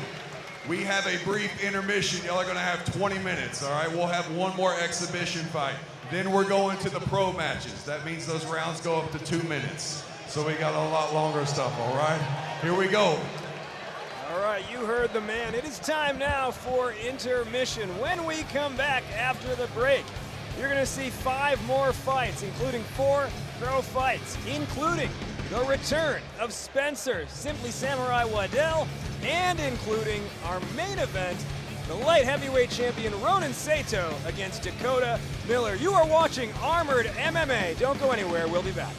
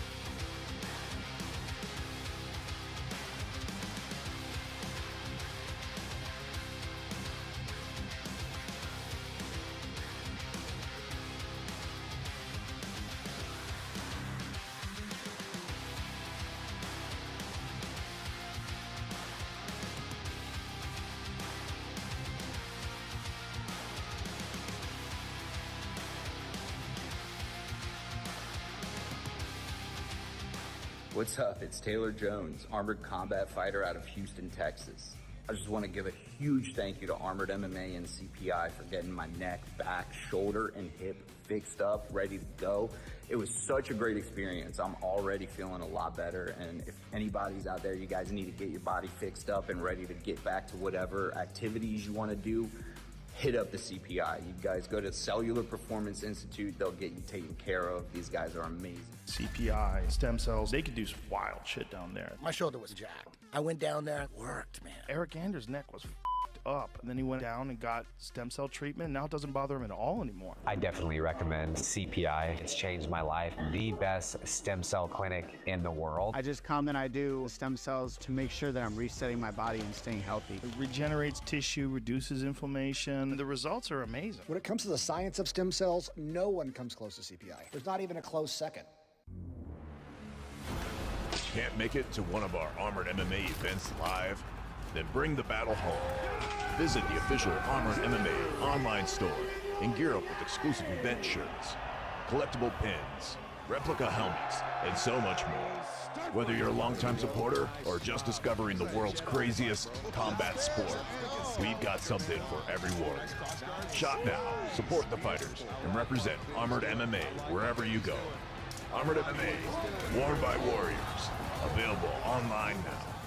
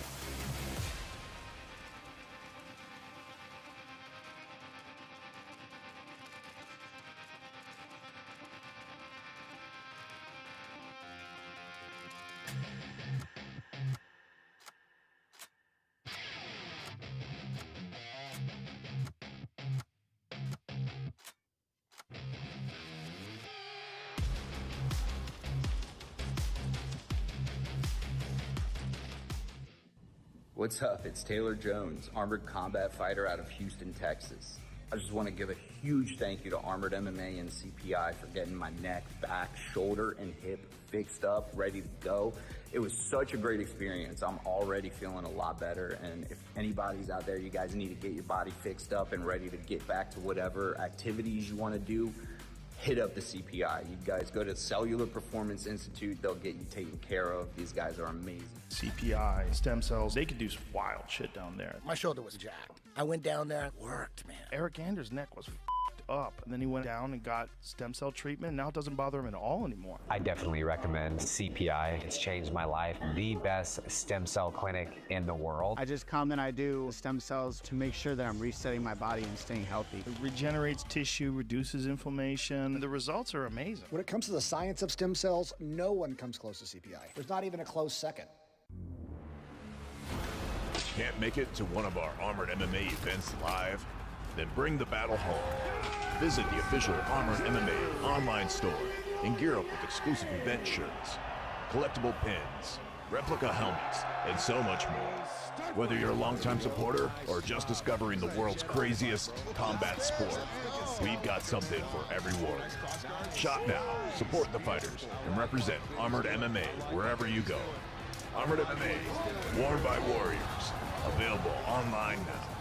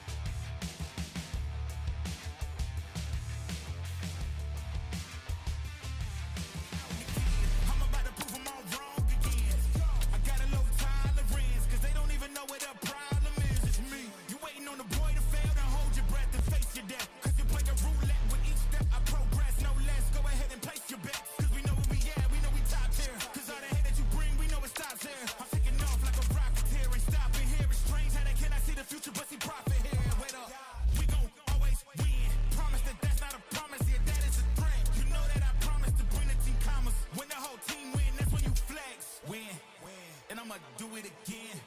Watch me win, then watch me do it again. Tell 'em I can't take no loss. My team hold no L's, no. Aiming for the top, can't make it by myself. I ain't taking no loss. I ain't taking no loss. Look, I'ma always win. I ain't taking no loss. Look, I'ma always win. We already know that we the coldest. Watch me heat it up, let me focus. I'm going toe to toe with foes. I know they notice. I kick in doors, they only hope for closing. Why? 'Cause they know I go against. What's up? It's Taylor Jones, armored combat fighter out of Houston, Texas. I just want to give a huge thank you to Armored MMA and CPI for getting my neck, back, shoulder, and hip fixed up, ready to go. It was such a great experience. I'm already feeling a lot better, and if anybody's out there, you guys need to get your body fixed up and ready to get back to whatever activities you want to do, hit up the CPI. You guys go to Cellular Performance Institute, they'll get you taken care of. These guys are amazing. CPI, stem cells, they could do some wild shit down there. My shoulder was jacked. I went down there, worked, man. Eric Anders' neck was up, and then he went down and got stem cell treatment. Now it doesn't bother him at all anymore. I definitely recommend CPI. It's changed my life. The best stem cell clinic in the world. I just come and I do stem cells to make sure that I'm resetting my body and staying healthy. It regenerates tissue, reduces inflammation. The results are amazing. When it comes to the science of stem cells, no one comes close to CPI. There's not even a close second. Can't make it to one of our Armored MMA events live? Then bring the battle home. Visit the official Armored MMA online store and gear up with exclusive event shirts, collectible pins, replica helmets, and so much more. Whether you're a longtime supporter or just discovering the world's craziest combat sport, we've got something for everyone. Shop now, support the fighters, and represent Armored MMA wherever you go. Armored MMA, worn by warriors. Available online now.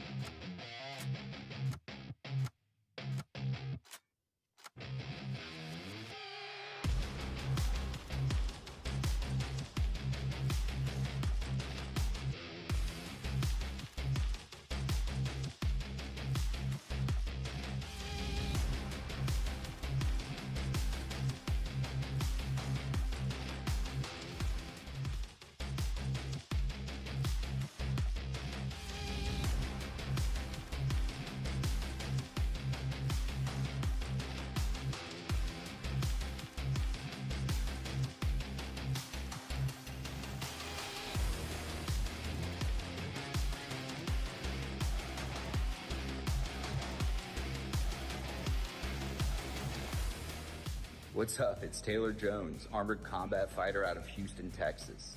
I just want to give a huge thank you to Armored MMA and CPI for getting my neck, back, shoulder, and hip fixed up, ready to go. It was such a great experience. I'm already feeling a lot better, and if anybody's out there, you guys need to get your body fixed up and ready to get back to whatever activities you want to do, hit up the CPI. You guys go to Cellular Performance Institute, they'll get you taken care of. These guys are amazing. CPI, stem cells, they could do some wild shit down there. My shoulder was jacked. I went down there, worked, man. Eric Anders' neck was up, and then he went down and got stem cell treatment. Now it doesn't bother him at all anymore. I definitely recommend CPI. It's changed my life. The best stem cell clinic in the world. I just come and I do stem cells to make sure that I'm resetting my body and staying healthy. It regenerates tissue, reduces inflammation. The results are amazing. When it comes to the science of stem cells, no one comes close to CPI. There's not even a close second. Can't make it to one of our Armored MMA events live? Then bring the battle home. Visit the official Armored MMA online store and gear up with exclusive event shirts, collectible pins, replica helmets, and so much more. Whether you're a longtime supporter or just discovering the world's craziest combat sport, we've got something for everyone. Shop now, support the fighters, and represent Armored MMA wherever you go. Armored MMA, worn by warriors. Available online now.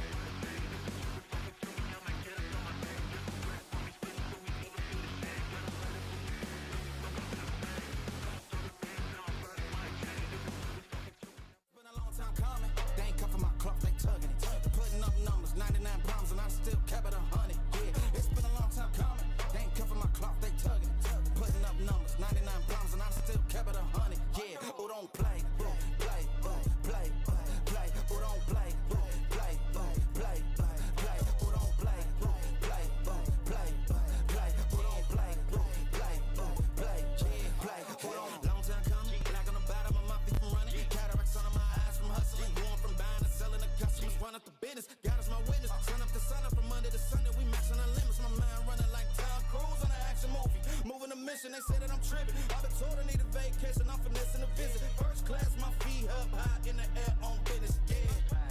Cover the city, your city ain't working. It's all for nothing. Bloomington, Illinois. We are back.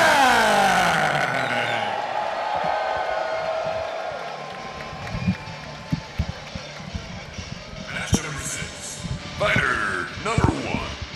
From Columbus, Ohio, it's Tyson Rowry.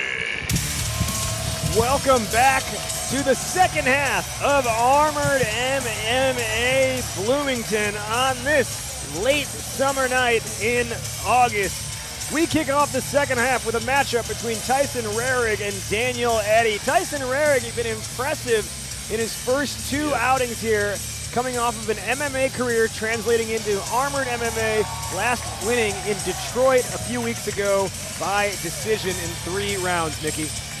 Yeah, he's blowing my mind. Like, he has a great MMA background and everything like that, and he's picking up the sword pretty well. Fighter Excited number to see what he does with the longsword this time. From Cincinnati, Ohio, it's Daniel Eddy.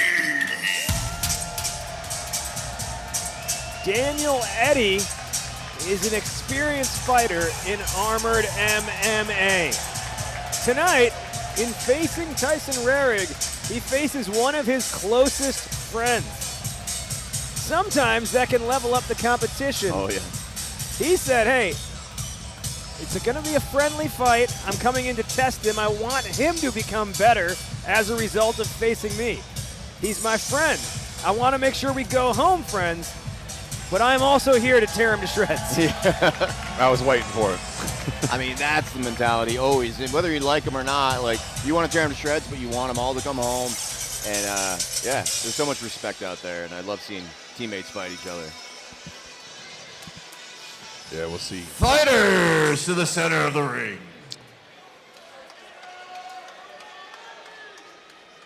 To reintroduce the fighters, wearing the black brigandine, from Ohio, it's Tyson Rarig.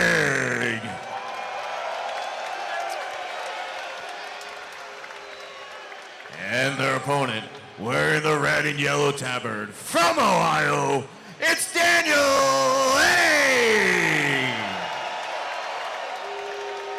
This will be a long sword competition. The fighters have agreed to 3 one-minute rounds. If you're taken to the ground, you'll be stood up after 10 seconds. No striking a downed opponent with a two-handed weapon.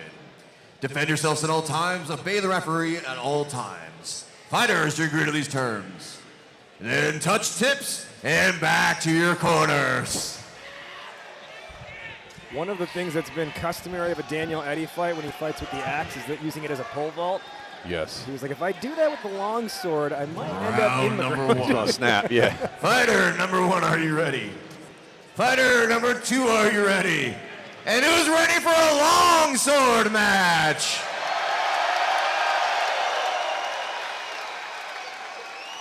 Then start fight. Long sword competition. First we've seen all night. As you see, both hands on the sword, no shield to protect you. It is an entirely different technique. And it's different, yeah. It's so different. You got to approach it differently. Yeah, the speed, because you have to strike and block. This is like, you know, when you watch movies like Crouching Tiger, Hidden Dragon, things like that. Like, this is what you're seeing, but in real life.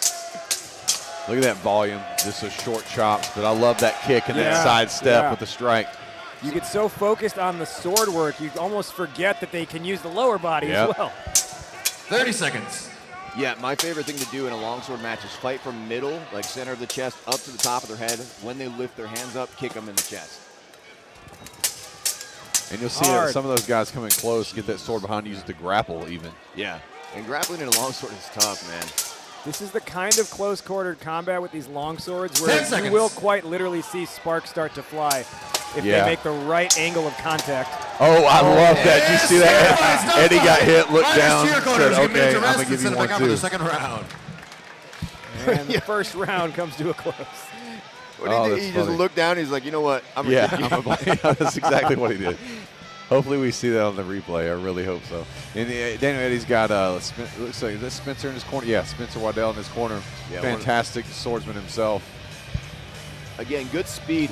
The big problem I see, especially with people who are a little less experienced with the longsword, they're not returning to a guard after a strike. Like you see Daniel Eddy strikes, and it doesn't come to guard. Tyson's actually returning to the guard, even though he's a little slower.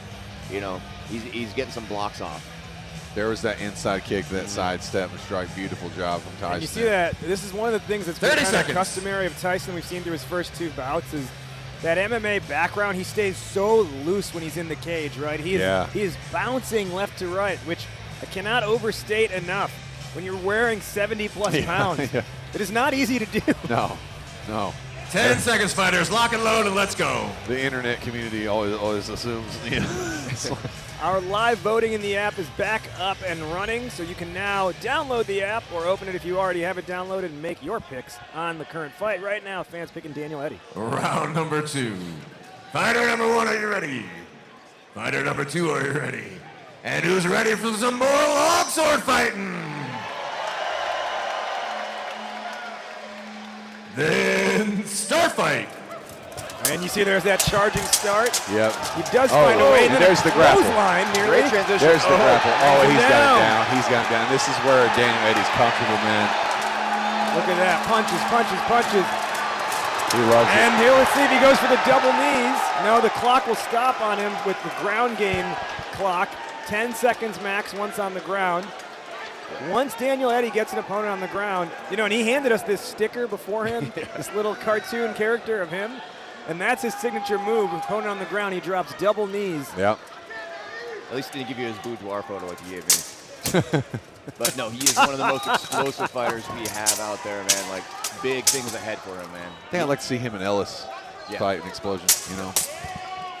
30 seconds. I'd like to see him in Ellis' boudoir photo. Yeah, yeah. I would. Ooh. There we go. There we go. The clashing of steel against steel, iron against iron, echoing throughout the Grossinger Motors Arena. So loud, and you can see they're getting exhausted, man. This is the fastest you fight is in a longsword match. And even those small smacks on the knuckles of the gauntlets, like that, it just hurts over time. I mean, just tallying up wax, man. And stop fight, stop fight. Fighters to your corners, give them to rest, set them out for their final round. Is in the books.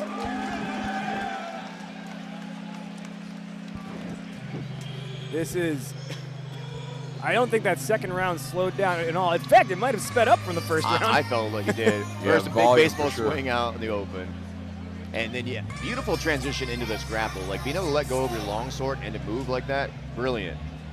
And then he capitalized. He's got to watch some of those hits to the back of the head, though. Yeah, and he's got Mario Aguilar and Spencer in his corner. That's a one heck of a corner to have in your team. Go faster. Go move. Hit harder. Be better. I'll tell you. Right? I want to come back to that 30 running seconds. start that Daniel Eddy did at the beginning of the round, which has been customary of a Daniel Eddy fight. Either he'll use the axe to pole vault or take a big baseball swinger like we saw here, like he did that. And one of the things we were talking earlier, he was like, 10 seconds, fighters. Lock and load and let's go. he's like, you know, the rush of stepping into the cage is kind of like when you're about to go cliff jumping, right? And you stand on the edge, you have all this anxiety and energy. And he's like, but then, he's like, that's basically what I'm doing. I'm basically just choosing to jump off the cliff, and that's why I do the running and start. land in a cage. Yeah. Final round. Fighter number 1, are you ready? Fighter number 2, are you ready? And who's ready for this final round?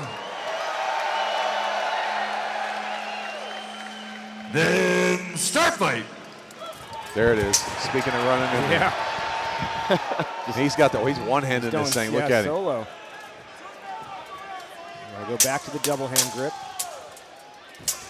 I want to see that kick. There it is. Pressure against the cage wall. Smart. Got to keep him contained, though. There it is. Kick that back leg out, and then step across. Got the arm around the back of the neck. He'll score a punch in the meantime. He sees it. Nice step across. Tyson tries to tackle him, falls down in the process. Good single, though. Good single attempt there from Tyson to hold on to make him minimize that point. But now Eddy will find himself with the advantage. 10-second clock runs out on the ground game. Yep. Customary boos from the crowd. Stop the fight on the ground. Yep. Crowd loves people's safety. And rules. Under 20 seconds now. Third and final round.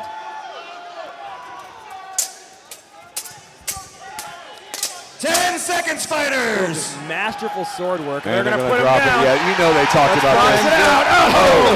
Eddie with the charge. And a big takedown. Daniel Eddy bringing down Tyson Rarick. And raining down Fist of Fury. And good kick at the end there. Get your winner. Just send it, baby. There you go. That was fun. That was fun. I feel like he's probably talked to him back there. He's like, we're going to drop swords and we're going to punch it out. And he was like, I'm going to bum rush you. And his body's like, dude, screw this.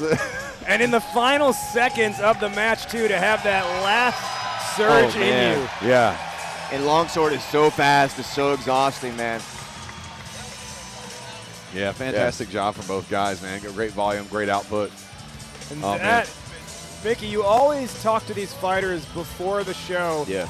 not just about the rules, but about what it means to compete in Armored MMA, and you tell them, guys, you will show your opponent respect by taking them all the way to the final bell. You don't give them anything by just letting up because you think you're winning or because you see that they're hurting. Take it all the way to the end to show them what the extent of their own potential is. And that's what Daniel Eddy just did to Tyson Rarig. Yeah, he showed him, like, I know where your limit's at. Let's see if we can make it a little bit more. And just bum rushed him head down. Yeah. Picked him up, I think. That's what I'm saying, yeah.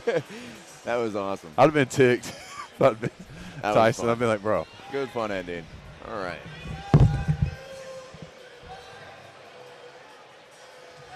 After 3 rounds, your winner is Daniel Eddy!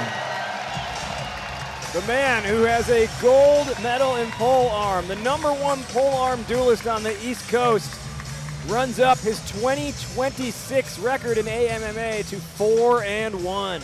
Yep.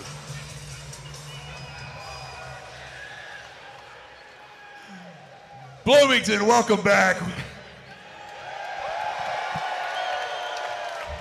I don't know a better start than a two-handed sword fight.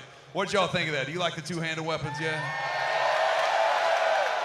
All right, Dan, first and foremost, man, talk to the crowd about the difference. I mean, obviously, we can visually see the difference. There's two-handed sword versus what they've seen all night. What's the difference when it comes to training, approach to the game, when it comes to these two-handed weapons? First and foremost, I want to thank my wife for letting me be here tonight. All husbands, take note what just went down. So thank you, Lauren. Appreciate this. So to prepare for this, I got it. I just practice hitting tires, man. That's it. So you just hit a lot of tires over and over. I came out here and I thought he was a tire. Just hit tires. For those of you at home, hit tires. You were fighting your friend, and that's another thing. We see this common, especially in some of the exhibitions. Teammates will sometimes fight each other. At the end of the day, you're trying to get the win. But does that mess with you? You know, fighting your friend versus fighting somebody you really want to fight? Absolutely not. If anything, it pushes me harder because I know that he knows what I'm putting in. He's seen it. I've seen what he's been putting in. So I just knew to be expecting a fight. He brought one. He didn't disappoint. I'm glad that he showed up and took this fight with me, even though we can do this at home. And you can hit those tires at home. Daniel Eddy, you did a fantastic job, man. Congratulations, brother. Once again, Daniel Eddy now with 4 wins in the 2026 season, rather. Stock is rising on him. Yeah, I mean, especially being a flashy fighter, a game fighter, high energy the whole time. I think he's ready for a pro fight. We've been talking so long, and I just want to give him that perfect entry into the pro fight world. He just told me today, he's like, what's going on with Omaha, man? I want to go. You got a pro fight? And I was like, you're asking for a pro fight? All right, I'll look. But I'd like to see him get into that level, man. He's ready for it, man. Match number 7. Fighter number 1. From Cincinnati, Ohio. It's Nathan Kitchen.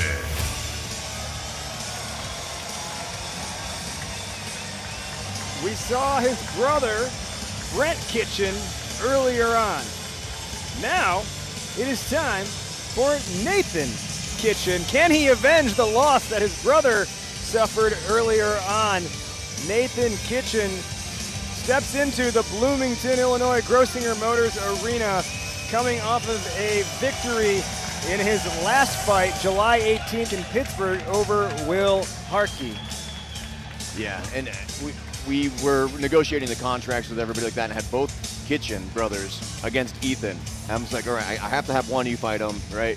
And it just turned out that Nathan was talking more trash. And he's just like, I want Nathan. Surprise. Yeah. From Middletown, Ohio, it's Ethan Kinstall.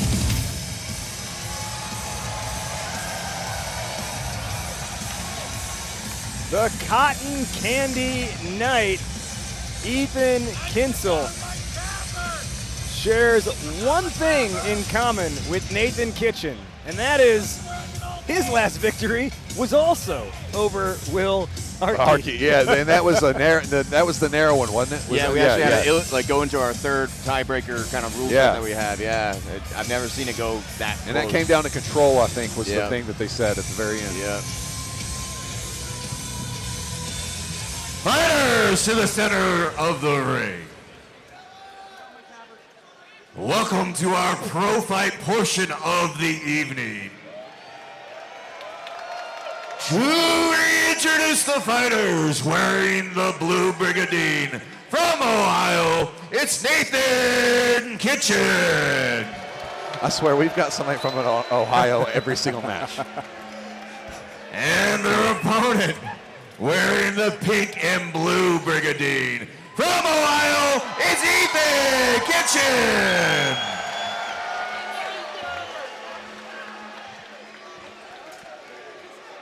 And our referee for the pro fight portion of the evening is Ricky Red Panda Rayom. Why are they even...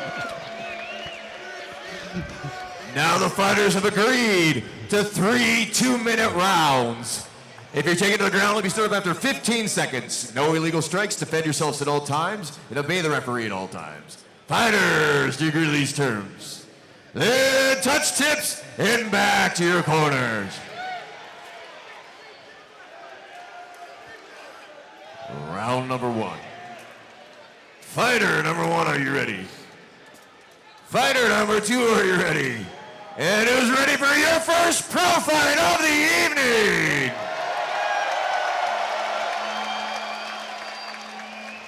Then start fight. Here we go. Mickey, you hungry? Not everyone's a kitchen, you know? My goodness. We were talking so many kitchens tonight. I flubbed it. Too many kitchens, not enough Kinsels. And everyone's from Ohio. Mickey, you planned this. That being said, Kitchen is bringing the sink and oh yeah, that jab with that shield punch is working really well for him. When we've seen, he's looked really good in obviously his past fights, but Ethan's been looking smooth all his last fights, but Kitchen's neutralizing right now. Doing a great job. It's an interesting take, actually, for Ethan to be switching stance. Like, he's back to the normal sword and shield stance. I actually haven't seen him. Whoa, he smoked the mat, put a hole in it. Yeah, that's what that crowd likes to see. Yeah. Oh, this is masterful sword work and defense all on display at the same time. And I like that split seam punch down the middle without rotating the shield over. Good reads from both opponents there, guys, both of them. Now just to remind our fans, now that we're on the pro fights of the evening, these are 2-minute rounds, 2 minutes in between each round, and if they go to the ground, it is 20 seconds, 15 seconds, sorry, 15 seconds of ground game. Yeah, and the fighters are requesting some different ground rules coming up, so we might entertain them. They want more ground time, so. That would make you go deaf, man. Oh, that is just going to make your ears ring. Back-to-back shots right over the top of the dome. Good. I do love that little in and out that Ethan does, but he can't stay there. Nice posting high with the shield and then coming underneath with the sword. You already feel the difference in the kind of fight when they get 2 minutes in a round. Yeah, it's so true. 10 seconds. Good reversal immediately. Kitchen just having that awareness, knowing he's near the cage. Nice post now by Kitchen.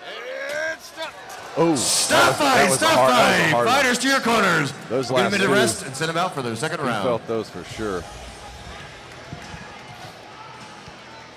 Man, good solid first round. Yep. From both guys. Both fighters really with impressive showings in the first round as we see some of the action here.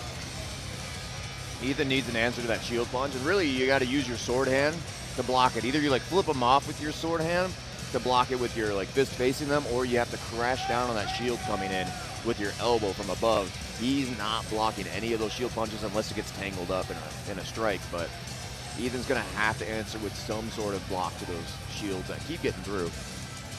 You talk about Nathan Kitchen's desire for trash talk. Him and Ethan trained together on the same team, so obviously the trash talk was turned up even higher. Oh, 100%, yeah. And it's just to that point, when I asked each of them separately, 1 minute, what's your strategy going into this one? Ethan says, well, I haven't gotten a throw yet on an opponent. I really want to have the night be the night I get a throw as a takedown. Meanwhile, Nathan goes, you know what? I just don't want to get kicked in the nuts by him. Yeah, that has happened. And Nathan's got that wrestling background. I remember my first time, like, meeting Nathan and fighting with him at, like, Ohio Ren Fair or something like that. And I was very impressed by his grappling skills. Like, good base, good solid defense against the throws. Now, I have seen him out there in the field a few more times. I have thrown him a few times, but it's not easy. So I think Nathan should be pressing in a little bit more this next round. 30 seconds. And in our live voting in our app right now, fans at home, you believe just by a very narrow margin that Nathan Kitchen has the upper hand at this point. 10 seconds, fighters. Lock and load, and let's go. The Armored MMA app and live vote along with every fight. If you choose the winner correctly, you will find a relic inside of your app in the coming days. A relic is a video highlight from that fight. Fighter number 1, are you ready? Fighter number 2, are you ready? And who's ready for another round? Then start fight. Round 2 here again. Ethan Kinsel, the Cotton Candy Knight, in the Cotton Candy colors. Nathan Kitchen in the navy blue. Good little adjustment there from Ethan. Yeah, get a little I bit like more that off the high line. step through, and then, Yep. but it was smoked out by Nathan. Oh. He's doing a good job realizing that when Nathan posts with that shield, he's going to go low with that sword. Yeah. But Nathan managed to both block simultaneously the top and the bottom all at once. Oh. I'm that surprised came that in sword hard. didn't break, Yeah, that came in really hard.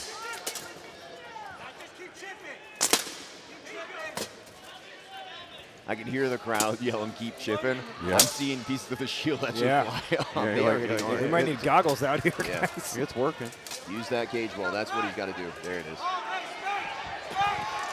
He's got his brother in his corner. Once again, Nathan Kitchen 1 minute. may need to avenge the loss of his brother earlier tonight. And I mean that his brother lost, not that he lost his brother. Yeah, good clarification. He's telling his corner's telling him to get his head up to drive that head under the helmet of Ethan there. High knee. And we're seeing some masterful cage work Gotta right here watch too. that sword on the neck though. Yep. Nice counter attempt here by Kinsel, but Good job. unfortunately he will fall to his back, and Kitchen will end up in a dominant position. It was a good patient wait on Kitchen's end to get that takedown, but Ethan's doing a good job being in that position, neutralizing him entirely. Did not have any points scored. Yeah, it didn't work out in his favor, but I liked the awareness of Kinsel to try that. Yeah, you got to go for it sometimes. It may not always work out, but Ethan does have that good figure four defense. Anytime he's ever gone down, he always tries to lock a leg, you know? And that's why Ricky set him up a little bit early. more of that shield more just of chipping away. Kinsel's shield, yeah. 10 Beautiful seconds shot. left here in the round. 10 seconds. Man, this is close. I mean, I'm glad I'm not a counter right now. Yeah, I actually would have given this one to Ethan because Yep. he was doing a great job in the beginning. There it is. Almost. Stop Hey, fight, stop fantastic fight. Fighters to job your corners. from Ethan We'll give him a staying minute up to on rest, that. send him out for their final He did a round. great job sinking his weight down and kind of setting it the other direction. Yeah, good adjustments by Ethan. I think Nathan's going to have to push in and get a takedown. Like a nice clean takedown on Ethan. Big thing is I haven't seen a lot of push kicks to the chest. Like that's a weapon you have to utilize to get their hands to lower a little bit I'll to be open saying up it. everything else. I'll yeah. be saying it. Dude, yeah. All the time. More kicks. And Ethan's long enough, too. He's got that long, lanky build. It's there. And then Kitchen can definitely close that distance and use that hard thrust kick, you know. Especially if the other fighter's allowing you to stand in orthodox, right, with your shield forward and your sword back. That means your strong foot is locked and loaded, and you're at a range to actually make contact. Right. When the swords are forward, you're too far away to land a kick. You're going to have to strike in and then throw a kick. Yep. But right there, he could have thrown a kick at any moment he wanted to.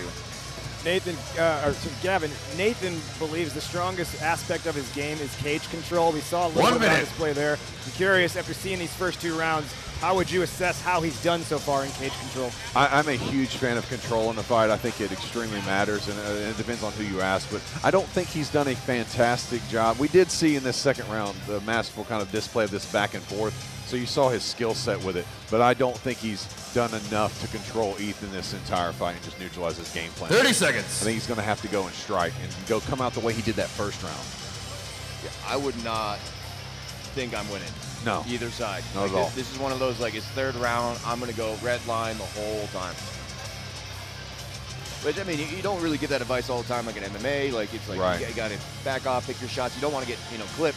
In our sport, you have to, like, go so hard that you exhaust the other person so they can't defend themselves anymore and still have energy to deal damage so that they can't continue fighting. Yeah.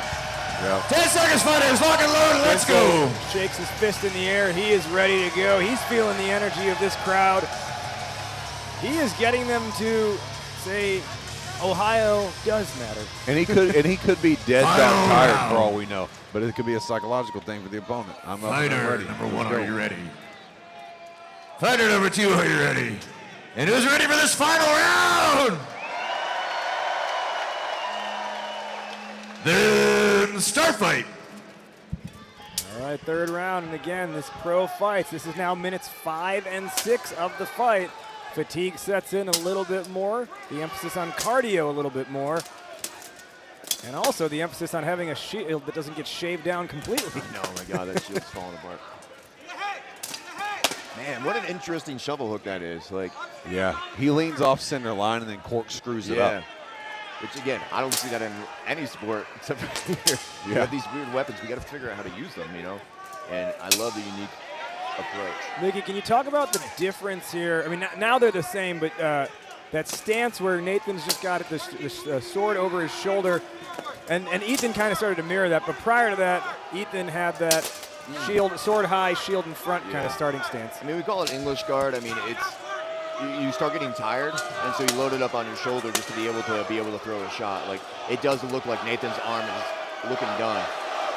Nathan says, "Come on, give me more." 1 minute. Fans in Grossinger Motors Arena chanting, "Drop the sword." Yeah. They want to see a boxing match. Well, man, Ethan's corner's been telling him to go forward, go forward, go forward. You've got to go forward, and I think they're right. And because Ethan's been picking up some points and chiseling away. So they didn't give the crowd what they wanted, so they are being booed. Now, it's cool to drop the sword, but if you drop the sword and the other guy does not, you're considered non-dominant. So you lose points then. Yeah.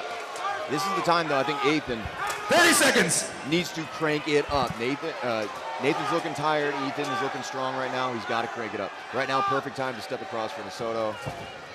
Can he get that takedown? Oh, no. Yeah, he's tired. Right there, something happened. What happened? Disarm.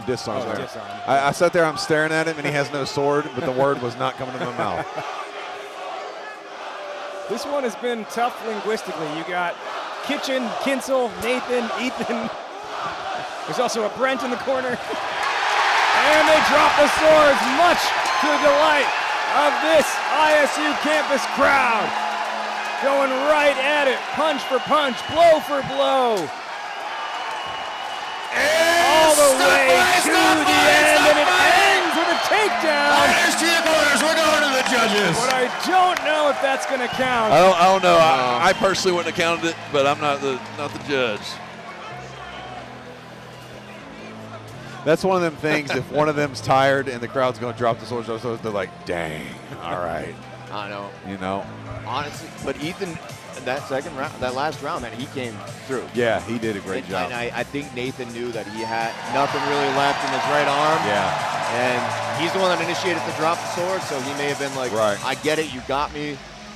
But who knows? It could have been close, man. I definitely think I do think Ian pulled that out, but I could be wrong.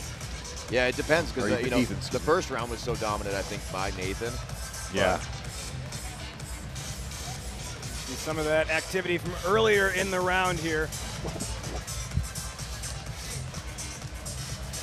And as we watch some of this third round action back, where do you think, Gavin, the advantage started to tilt? Man, honestly, I would say the third round kind of solidified it. I mean, you could argue the second because that first one I gave to Nathan. Yeah. And then that second one, there were adjustments made. They were solid, good chiseling apart. And then that third one, he just picked up. He didn't get tired. I mean, if he was tired, he wasn't showing it. Yeah. I'm not sure because, again, that first round was a little runaway from Nathan. Right. He might have had it on points. He And may they have just kept been it so too far close. ahead. Yeah. But and we've seen that before. Oh, you know. plenty times, yeah. And there they That was go. when they dropped the weapons. Crowd goes wild. Everybody has fun. And it's, you know, when you have that big punch shield, it's not the same as just squaring up.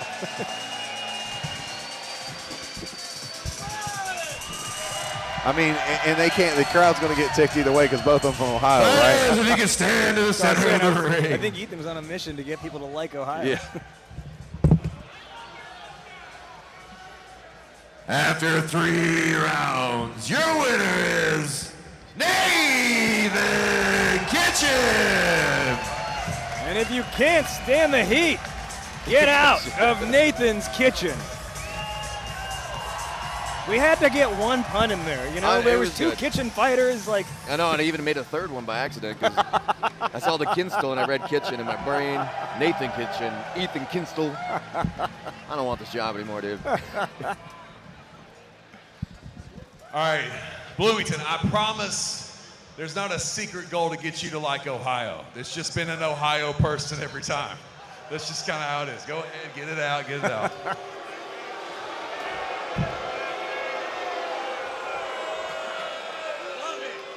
I'm glad I'm from Tennessee, but here we go. Nathan, all right, man. So your brother fought in this card, you fought in this card. A lot of energy coming into these fights, man. What was your game plan coming into here with the guy named Ethan? He's nimble, he moves around, he bounces around very well.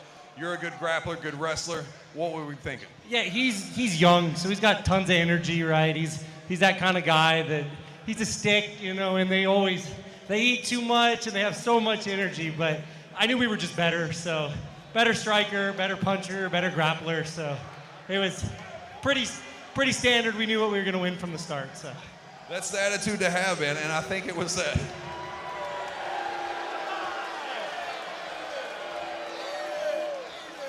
I don't know if I've had this hard time doing an interview before. Give us a second, guys. We're on live TV. Let it breathe. All right, so anyways, man, so you're going through this fight. You knew you were going to win. The first round was the round that I thought was the one where you ran away with. I think you scored a lot of points that round. Was the second and third round, were you worried by the end of it at all? Did you think maybe he caught back up?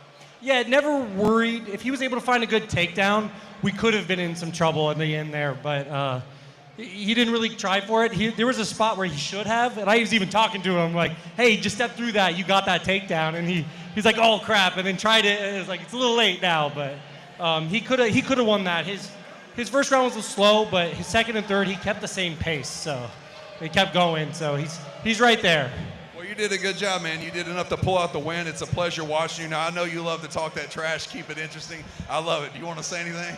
Nothing else much, but Ethan's been talking a lot of trash, so that's why he got this fight. So he's a little more work, and we'll fight him again, and we'll see what he's got. So he's improved a ton, so he's been doing great. Fantastic job, brother. You avenged your brother. You did a great job. You're always a pleasure to watch, man. Congratulations.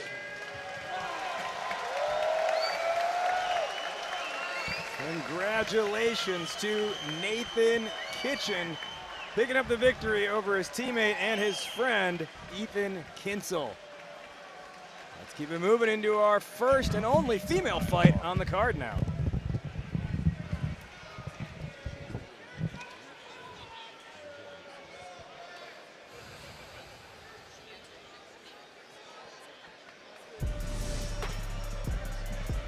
My name is Ashlyn Pfau, also known as Lady Ashlyn, and I fight out of Cincinnati, Ohio with my team, the River Sirens, and I've been fighting for about 2.5 years. So my name is Adriana Isaac Delgado. I'm from Mexico City. My team name is Slavinsky Boini, and I'm the captain of the female team, which is the Night Witches. To prepare for the fight, I really work on my sword skills because that's where I lack the most. Ashlyn, I'm so looking forward to this fight. I'm gonna hit you with all the power of my love and respect.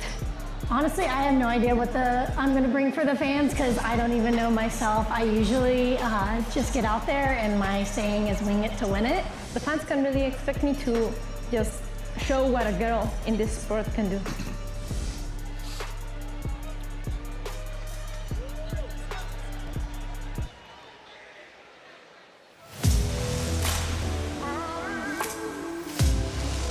Match number 8. Fighter number 1. From Mexico City, Mexico.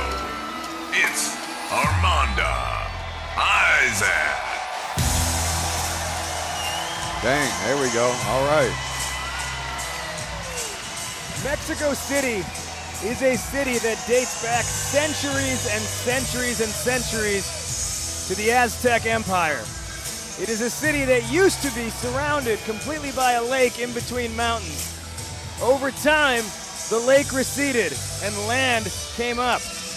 And as land came up, as the Aztec warriors went away, new people had to step in. What we are seeing now in this century is the next set of great warriors out of Mexico City, like Antonio Pineda, who we see on many fights, and like the person standing in front of you right now, Armanda Isaac, making From her Cincinnati, MMA debut. Ohio. I'm being dead serious. That was a brilliant history lesson. I'm being dead serious. I'm being dead serious. That was very well done.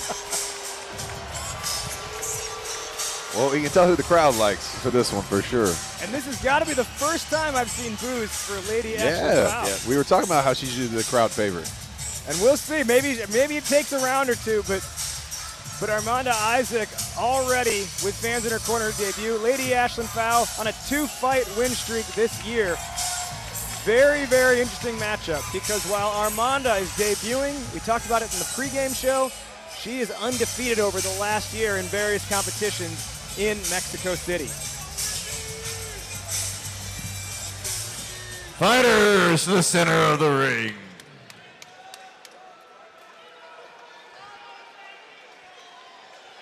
To reintroduce the fighters, wearing the black, purple, and blue, from Mexico, it's Armanda Isaac.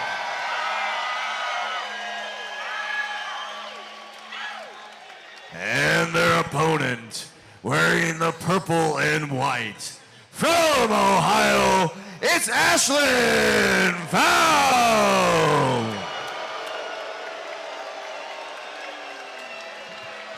And she's like, I don't know, I don't get it. The fighters have agreed to 3 2-minute rounds. If you're taken to the ground, you'll be stood up after 15 seconds. No illegal strikes. Defend yourselves at all times and obey the referee at all times. Fighters, do you agree to these terms? Then touch tips and back to your corners. Oh, Ashlyn's from Ohio, that's why. Yeah, that's what I was getting ready to say. I was like, I didn't know you picked up on it. I was like. Round number 1. Fighter number 1, are you ready? Fighter number 2, are you ready? And who's ready to kick this fight off? Then start fight. Lady Ashlyn Fowl coming off a PR in weightlifting this week, benching 115 pounds. Oh, wow. So she looks delicate, but she can do the dance inside of Armored MMA. Yeah, there's that grappling. That's what she likes. There's that grappling. And then you see how she also did that hip check Hip too bump, in the process. The big thing about Ashlyn is she throws all of her tosses without any hesitation. If she doesn't get it, she trusts herself on the ground. There it is, beautiful Hiraigoshi. Now Girl getting back up though. Yep. And it looks easy, but it's not easy to do once you're down like that to just get back up to your feet. Yeah. Because of the weight of the armor, because you're being attacked in the process. Yeah. Beautiful, arm lock by Ashlyn Fowl. Oh. And the tie up now up against the cage post. She's got you her. see She that? got her. Nice. Yeah. 1 minute. Nice little calf bump there with the back of her heel brings down Armanda Isaac. Armanda's doing a decent job at mitigating that. Oh, that's right to the spine. And to to the groin. I haven't had a hole in our mat with a knee yet, but It's possible. There might be 2 craters in our mat right now. And speaking of the mat, we had the amount of shaved chippings that are up there from that shield. It's crazy. You need to sweep it.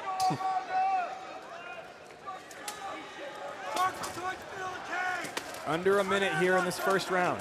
Yeah, if I'm Amanda, don't get locked up with that foul. She wants to do that grapple all day, and it's going to neutralize that sword game. 30 seconds. Needs to separate and fire off strikes. Good underhook by Ashlyn. She's looking for that sweep. And she's trying to do the double step. Little pop with the leg and a step across. I don't think she's in a good position to do so right now. She, back against the wall, maybe to rotate out a little bit more. Final 10 seconds. 10 seconds here. Armanda Isaac has really been holding her own here in her debut AMMA fight. She finds a home with that instant Stop boxing. fight. Fighters, shield, cheer I your saw it corners. earlier. Get That minutes shield rest punch in them is out for the hard. second round. I want to see more snappiness from Amanda. I need the strikes need to be just a little faster because Ashlyn Fowl is so just good, plainly, and then that grapple game that Ashlyn's doing is just working. Mickey, it's rare that you would, if someone's debuting in AMMA, their first fight would be a pro fight. Talk about why you thought that should be the case here for Armanda Isaac. Well, international fighters have a lot harder time coming to us, and they're usually competing on international levels, like against the best of the best. So when we have people come from overseas or out of the country and stuff, our first thought is like, are they pro fight ready? Not are they exhibition and should move up. Is like, what have they been doing in the other countries? We're in America. We're not isolated by any means, but I don't get to see what they're doing. I'm watching all the American fighters all the time, and so when I saw her video submission, I was like, all right, she's undefeated in her pro fight records down in Mexico. She's traveled the world fighting. That sounds like a pro fighter. I saw her video. I'm like, that looks like a pro fighter.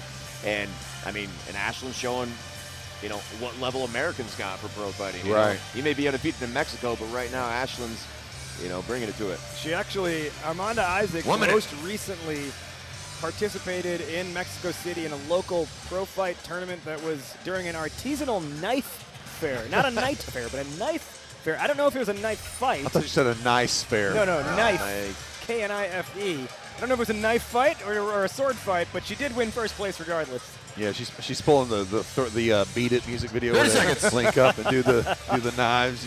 All right, so you're saying at some point they just started dancing. It's possible. Yeah. And the adjustments we're going to have to see, Ashlyn's obviously going to play the grapple game for the rest of the fight. Armanda's going to have to pivot and move and strike and move. So 10 seconds, fighters. Lock and load and let's go. Armanda also talked about feeling a lot of pressure coming into this one, knowing it's a big production, knowing it's broadcasted, and knowing that in your debut you want to make a good impression. Round number 2. Fighter number 1, are you ready? Fighter number 2, are you ready? And who's ready for the second round? Then start fight. Round 2 underway. Ashlyn Fowl in the white lace and purple. Oh, there she is. In the blue and orange trim. Good job of her rotating off that cage, though, realizing she's going back and trying to put Ashlyn against that cage. That's the smartest move. Now get that separation so she can do her strike game. And you see she keeps trying to get that. Yep. She's trying to rotate the body to get that arm around the back of the neck and run the hip up against Isaac. She's doing a great job. Amanda's listening to her corner. I can hear everything they're saying, and she's doing everything that they're saying.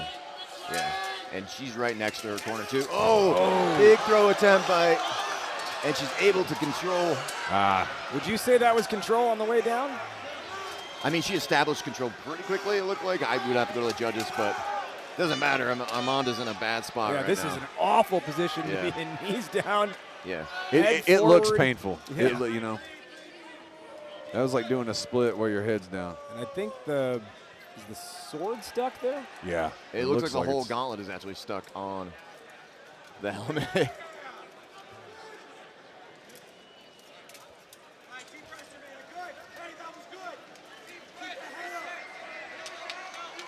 I love hearing the coaches you just touch a good job, keep going. See, she wants to strike. Amanda wants to strike. There's nothing more frustrating for a striker when the person's making you grapple. 1 minute. Halfway through this second round. But do you have the gas tank to grapple all the way? Right. She's got to get that head up. There we go. Nice body shot actually with the sword hand. As they start to work their way around the cage perimeter. Nice knee there by Ashlyn.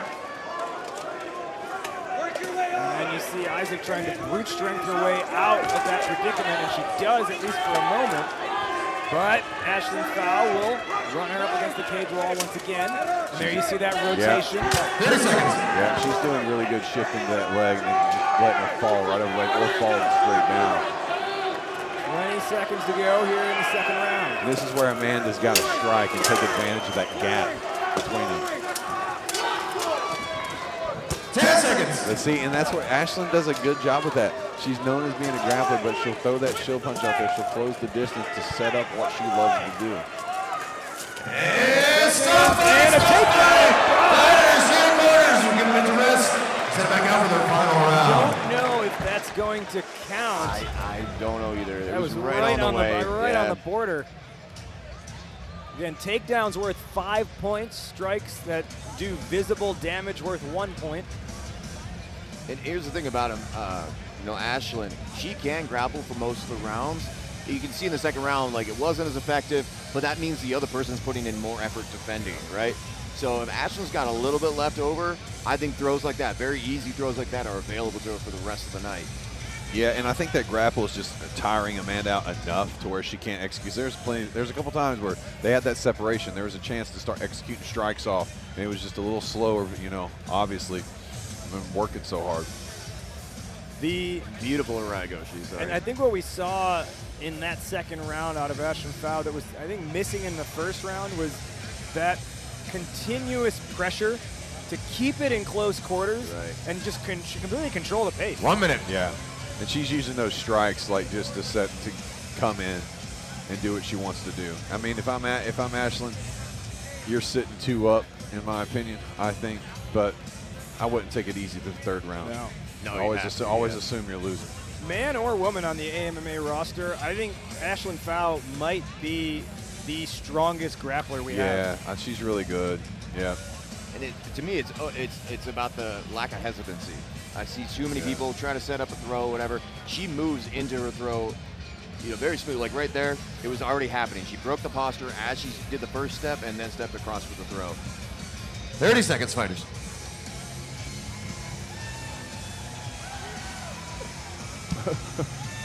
Well, Armanda still showing signs of life. She's going to need, I think, a couple takedowns in this round.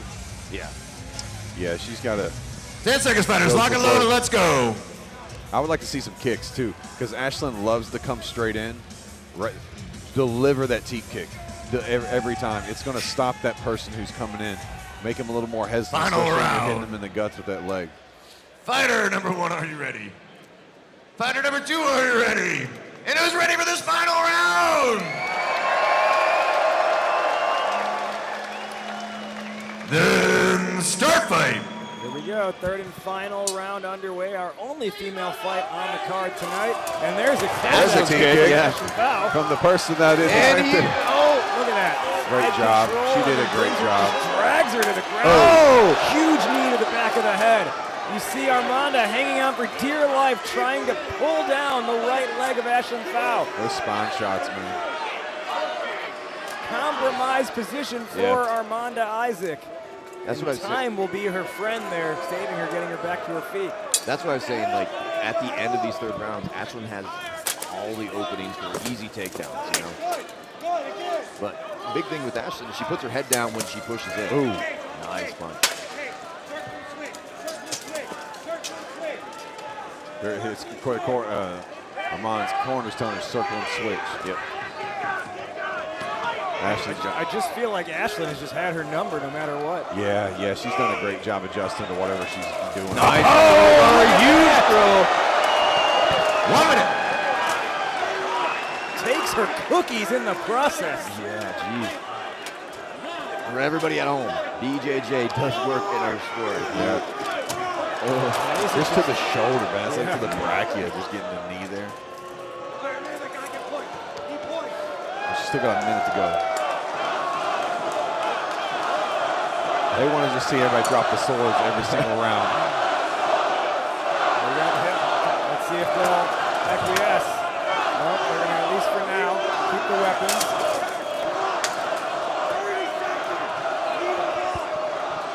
Seconds. Ooh. Double shield punch.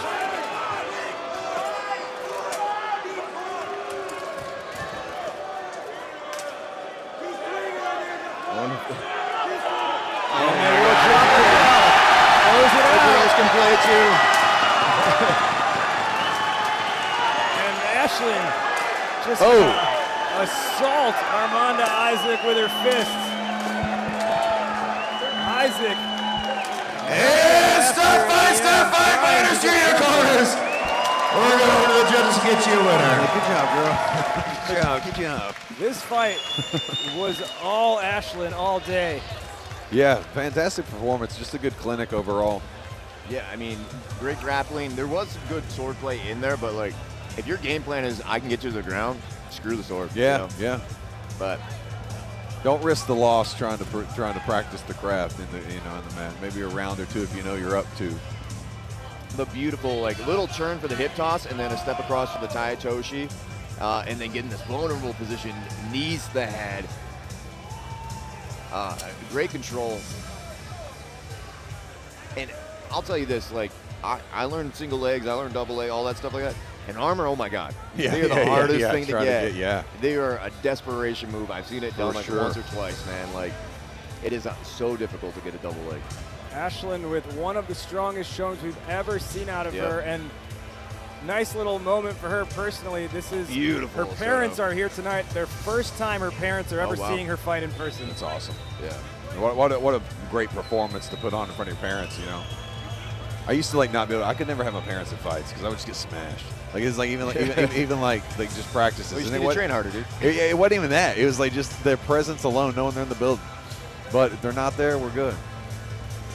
And you can see the fatigue, like right at the end, they were going hard. A grapple round for 2 minutes straight, pretty much, like each round. That's exhausting, man. I wouldn't want to be a part of that, but still had enough energy to do 15 seconds pretty much of boxing at the end.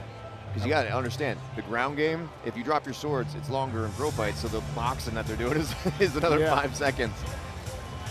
I actually wonder if that is her mom in the cage fanning her right now. That that's probably a good point. I think that's fair. Fighters, if you can stand to the center of the ring. All right, let's get the official decision now. After 3 rounds, your winner is Ashlyn Fowl! Lady Ashlyn moves to 3-0 this season. And gifts from Armando to Ashlyn. Every time any of the fighters come up from Mexico, they bring candies, they bring gifts. They are the sweetest people and some of the most violent people I've ever met. So absolutely love. Great show of respect there. Great sportsmanship from both fighters. Let's send it up to Gavin now to hear more from our winner. All right, ladies and gentlemen, these girls can fight.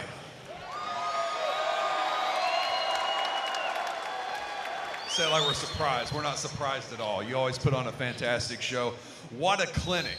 What a clinic. You did such a great job. Your grappling, I would argue, we were talking about in the commentary, I think your grappling is by far maybe the best, if not definitely one of the best in the league that we have. You did so well. So you have a Brazilian Jiu-Jitsu background. Typically, you don't see that working too well in here. Tell the crowd, what do you think works with Brazilian Jiu-Jitsu in this sport and what doesn't? I definitely think it helps with the throws. I take a lot of the throws that I learned in BJJ and implement it into armor, which weirdly works really well. And then just finding openings and playing with the balance of a person. There were a few times where I noticed she was twisting to the left, and we talked it out, and I was like, wait, can I just take a step back and then go like this? And he was like, yeah, try it, and it worked. So I definitely think it translates really well. So. It clearly looked like it translates well. You did very good. We're very proud of you. Now I know your some emotions are running high. It looks like good ones. Yeah, it's okay. No, it's good. I want to tell you, I know your fighting tonight was the first time you're fighting in front of your parents, correct? Is that right? Yeah. in person. They usually watch from home, and my parents are here tonight, and they were sitting right by the ring. So I'm really glad I can make them proud. Well, they would be proud of you, win or lose, and I know we're all proud of you because you do a fantastic job putting on a great show for us and for everybody here in Bloomington. So thank you so very much. Is there anything you want to say? I just want to thank my opponent, Armanda. She flew in all the way from Mexico City to fight me with like 2 weeks advance notice. She is such an incredible and sweet person, and I just want to give her a round of applause. She's really awesome. Ashley, girl, you're just the sweetest girl on the planet. I tell you, like you're breaking my heart over here. I'm not gonna cry, but you're fantastic, guys. Give it up for this lovely lady. She just shows that women crush it in this sport. Congratulations. Once again, Ashlyn Pfau now 3-0 in 2026. It's getting hard to find a competitor that can match her pound for pound and take her to the wire, because she's been winning in pretty convincing fashion. Yeah, we're trying to set it up. We got the weight class is difficult right now in the women's division. There's not a whole lot in the 135, and the 145 seems to be more dominant, right? But you have Shannon Knight, you have Jenny Hobry. Like, I'd like to see them come over here, fight Ashlyn, and Match number 9. Who's the next champ? Fighter number 1 from Fond du Lac, Wisconsin. It's Jedediah Zabel.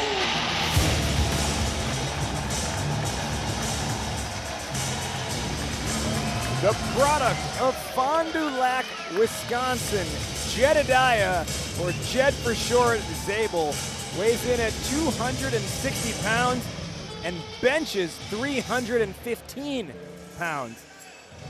This guy is an absolute hammer who we're gonna see go head to head with Spencer Waddell. Yeah, it should be an interesting match. I met Jed when I first started.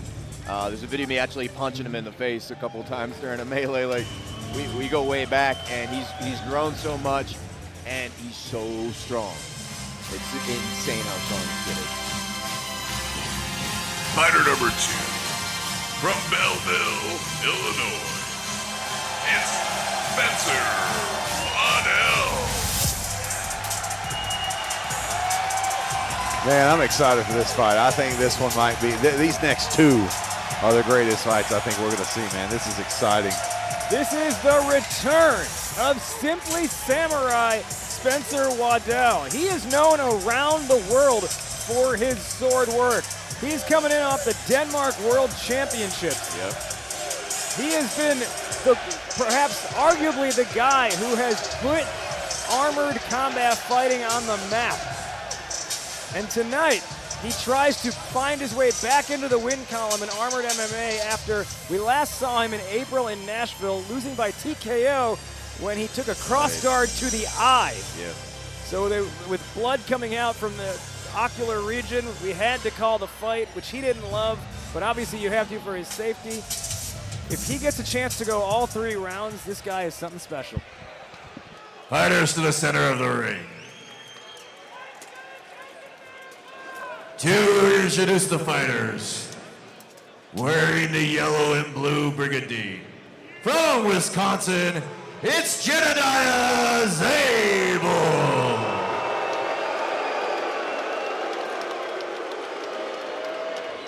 And their opponent, wearing the American flag brigandine, from Illinois, it's Spencer Waddell.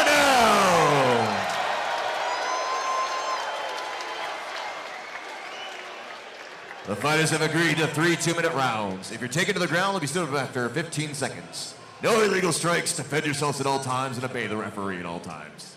Fighters, do you agree to these terms? Then touch tips and back to your corners.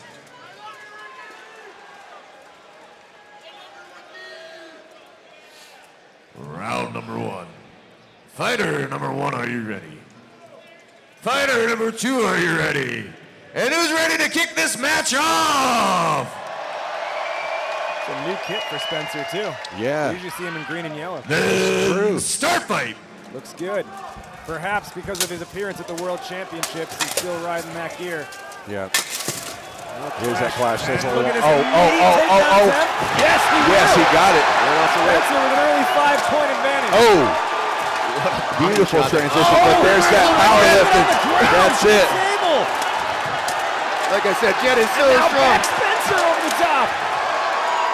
And the crowd is loving this start. Yeah, great start.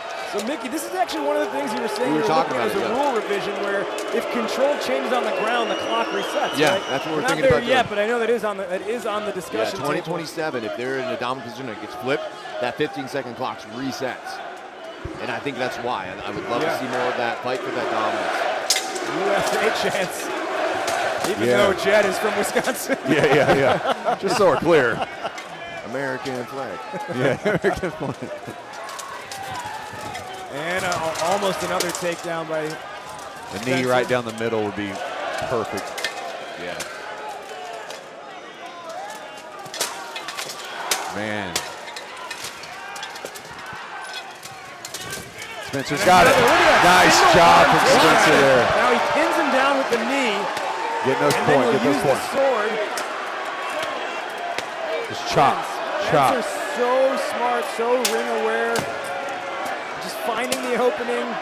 Yeah, because that sounded Running real up those soft 15 right there. seconds. Yeah. There is no armor in that position. Something, sorry. He's talking to the ref. Yep. Yeah, there's a gap. You can see Jed's brig. It doesn't go all the way down in between his leg plates and his ribs. So he was getting hit in the And look at that right away. Oh, my. Another single arm takedown. Dude. It's a reversal action by Jed. I think that was too much momentum on Spencer jumping on top of him. And now, Jed is just laid out 12-6 on the ground on his stomach. Is he okay? Is he calling He's it? not looking. Stop fight, stop He's fight. calling it. Fighters to your corners. Is that the round or Did he just is it TKO him? Yeah, they called that fight. Dang. What was the reason? Do we have the reason? TKO. He just wasn't responsive. Wasn't responding. Let's see, Ricky Rayome's going to come over near us. Okay. What did he say? What is? We got the word. The fight has been called to a stop by the referee. This will be a TKO. What did he tell you, Mickey? What did Ricky tell you? He said during the strikes to the hip, all of them were hitting like hip bone. Yeah, absolutely hurting him. And then when he got laid out on that, he was just hurting too bad. They asked him to get up, and he's like, I just cannot get back up. That's 7 of them. He took too much damage, too many throws. Look at the replay. I mean, good Uchimata attempt, and then lets Jed fall on his own kind of on that, right? And then, hard punch to the gut. Yeah. This was the later one. So cool.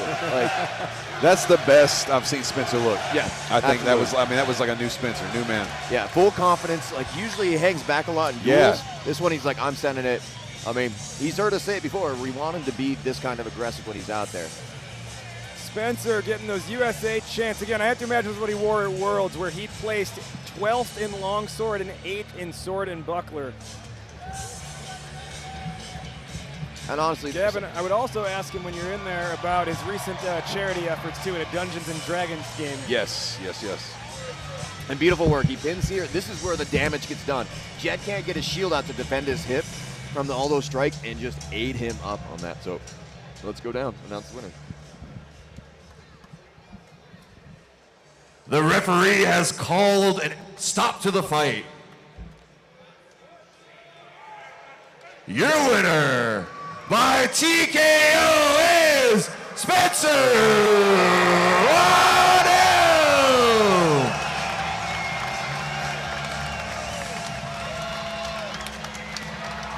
Huge comeback victory after losing his first 2 bouts this year in AMMA. Spencer Waddell is back, everybody. Yeah. And he came with so much more confidence than I've seen him ever in any of his fights. So I hope he keeps bringing that style of fighting forward. Bloomington.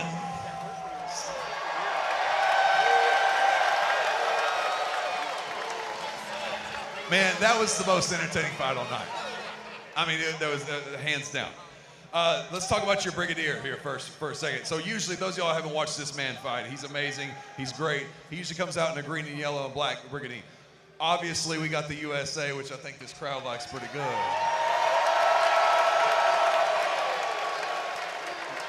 Go ahead.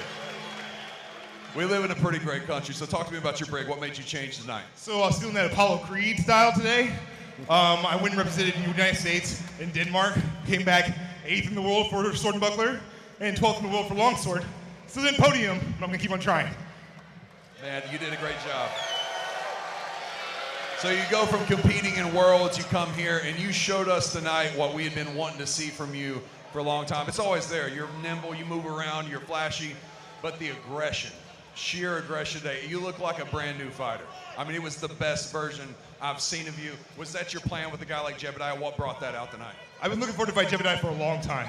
He's one of those guys, if I slept on him, he's gonna eat my lunch. So I'm like, he's gonna split me a sword fight, coming in and get it down, that bam, bam, take him down as many times as I can. Well, that takedown worked. It was beautiful. It was quick. And I was talking to the ref. When you were down on top and you were hitting the sword shots, it was getting in between his armor. So he was hitting and that's not your fault. That's just smart. That's part of it. And then when you had him down here, he couldn't get back up. So you got that TKO. How's it feel to get a TKO win? First one of the night. It was absolutely amazing!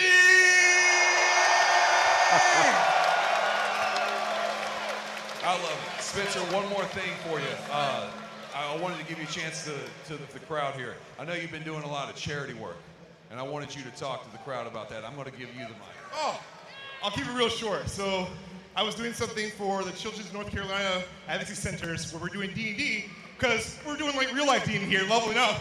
And I had Luke Gygax, the son of D&D, or son of the creator. We did an amazing live show at Gen Con, and we raised $31,000 for kids in need. And letting them know they can learn sword fighting, get out here and learn this and treat this, and be the next level, because I turned 40 this year. I'm tired. My mentor's out here somewhere. Oh, that's the banner right there. My mentor's out there at Bowring. He taught me everything I know since 23, and all these other friends that came to support me. But thank you guys. AMA is where it's at, and we're just getting started. Spencer Waddell, congratulations, my friend. I'm going to give you your banner. Enjoy your win tonight. Huge ovation for Ladies and gentlemen, we've got the main event. It is time now for, as you heard from Gavin, our main event. Let's see a preview.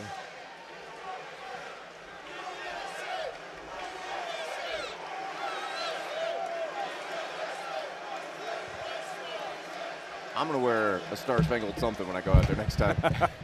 Look how you go from Mexico to USA. Just as long as it's not Ohio. Yeah, as long as it's not Ohio, yeah. My name is Dakota Miller. I fight out of Columbus, Indiana for Vernon Vanguard Armored Combat in Kenyas. My name is Ronan Sato. Japanese, my first name means Masterless Samurai. I've been fighting for over 5 years. I have been knighted in Prague in 2023 for fighting 12s, 30s, and winning the first silver medal in the United States longsword. Ronan's currently the champion. He's quite a tall fighter, and he's very well-rounded, so I plan to cover the distance I need to be able to get to him. Dakota Miller is, he fights sometimes with Kenyans, so we have experience doing melee. Also, I was told he's a good duelist as well. But he's also shorter than me, so that gives me an advantage. The fans can expect some intensity. I definitely plan to push the fight to him. I'm going to come out hard and put a good show tonight, so win or lose, it's going to be fun to watch.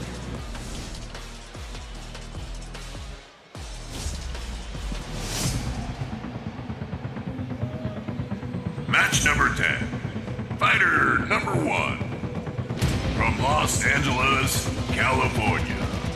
It's Ronan Sato.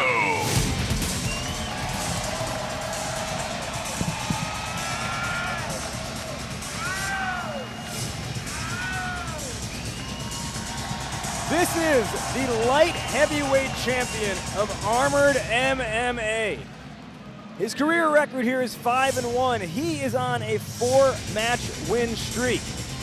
He is 54 years old, and yet, if you look at him backstage preparing for a fight in the locker room, He is doing handstands to prep to stretch out his body. He's doing cartwheels for mobility. He is everything you would not expect on appearance, but he is the reason why you should not judge a book by its cover. Yeah, Ronan's fantastic to watch, man. I mean, he moves around like a 30-year-old Fighter number 2, easily. from Columbus, Indiana, it's Dakota Miller.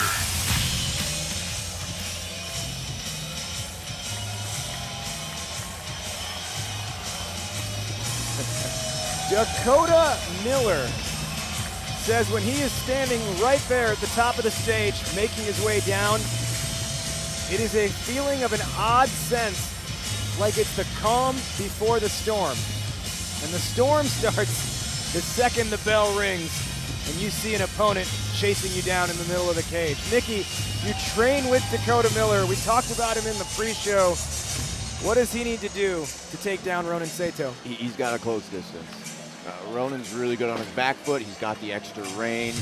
He can kick like anybody else, man. Like, if you can't break through that range or at least try to catch some of the kicks coming in, you're toast at distance, right? That's really what, messed up Taylor Jones in the championship, was that he just could not keep the pressure on Ronan because he kept keeping him at bay and picking him apart. So Dakota's going to kind of rush in and throw him to the ground. Dakota gives about 5 inches to Ronan Sato. Ronan stands at 6'4", and he can get that front kick as high as 6'4". Fighters to the center of the ring. To introduce the fighters, wearing the black tabard, from California, it's Ronan Sato.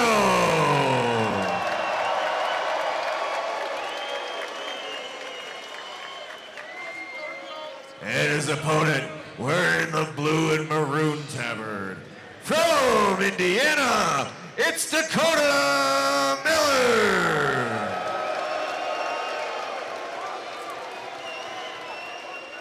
The fighters have agreed to 3 2-minute rounds. If you're taking the ground, let me sit up after 15 seconds. No illegal strikes. Defend yourselves at all times and obey the referee at all times.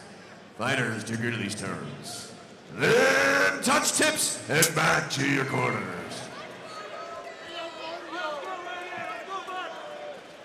Round number 1. Fighter number 1, are you ready? Fighter number 2, are you ready?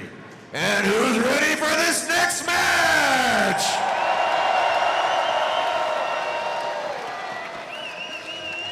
Then start fight. Here we go. Ronan Sato, Dakota Miller, main event, Armored MMA, Bloomington, Illinois.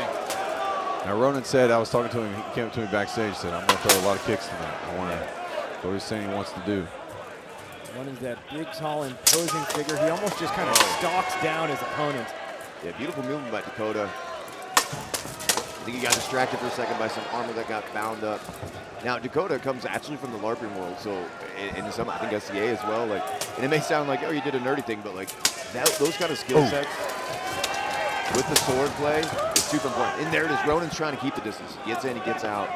Dakota's going to have to capitalize on any sort of forward pressure. Dakota's doing a solid job defensively. Yeah. Usually he's calm.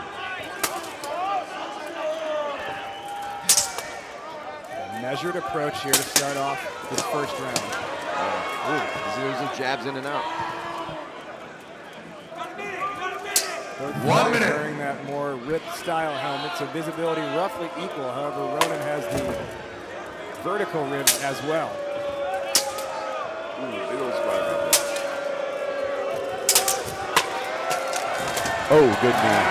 Beautiful knee. Clinch drives a knee. That was a fantastic takedown attempt there from Dakota. He would have had to throw it and had to pull that knee up last minute. Hard knee strikes that Ronan brings. His knees are very hard.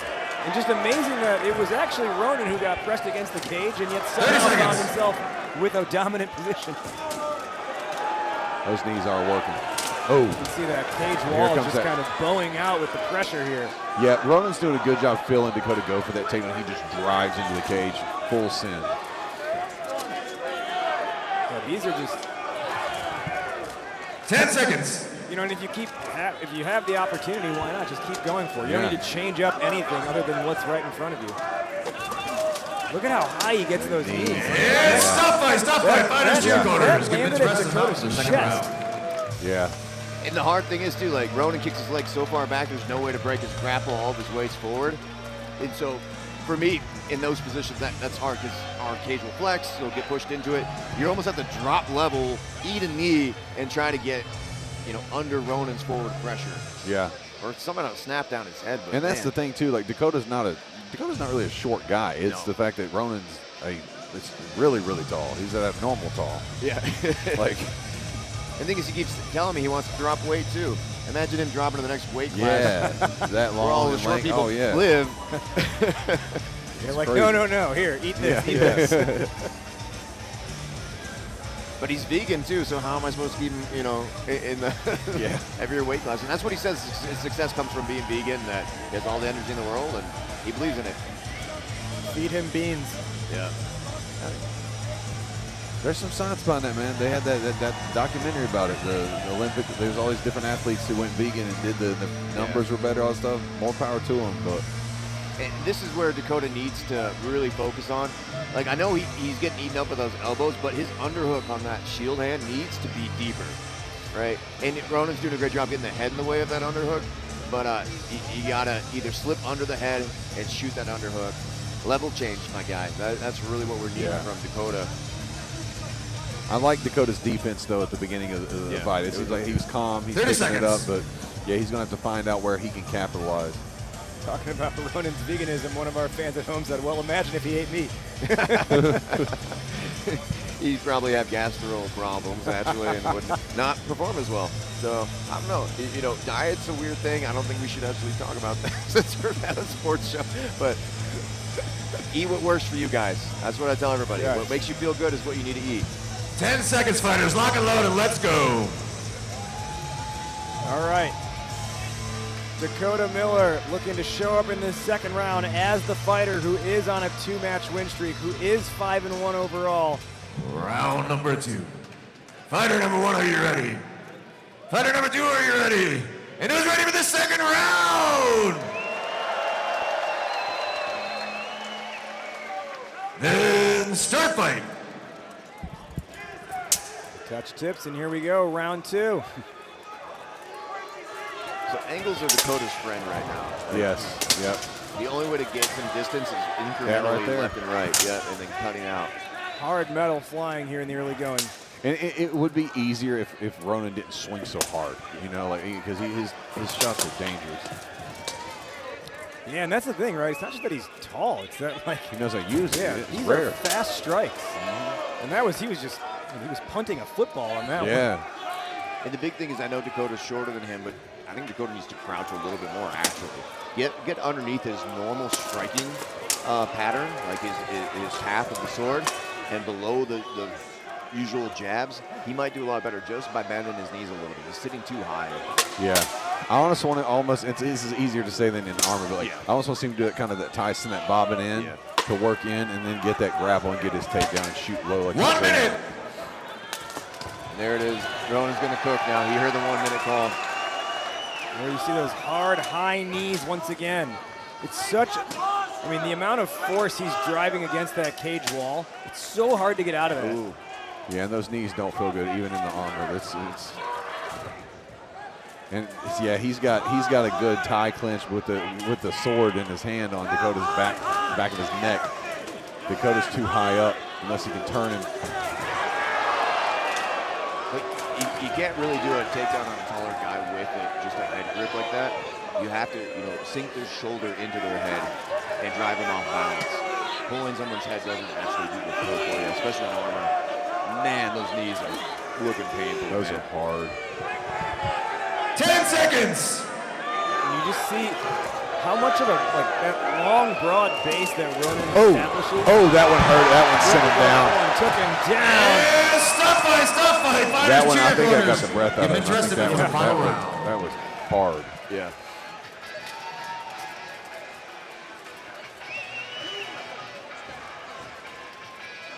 Dakota looks to be okay, though. He's tough. Yeah, Dakota's really tough. But that normally, if that was something that happened in no armor, that's the end of a fight. Oh yeah. Sure. You see he just kind of like stalks down his opponent. And really, he did a great job, cutting those angles off. I even like that Dakota was targeting Ronan's hand for a second there, just kind of like weaken his grip a bit. But here's the problem: he stops cutting corners. Yeah, he stops stance. cutting angles, and his stance gets tall. And that's right where Ronan's used to punching people, right? Yeah. Like, it's hard for me when I'm training my students that are way shorter than me, because I'm like, oh, my punch trajectory needs to go down about 2-3 inches, right? And if he can lower just a little bit, he'd be out of that line of striking and make Ronan have to adjust. You see, actually, even Dakota's sword kind of got tripped up in Ronan's armor, making it even harder. 1 minute. On Dakota's part.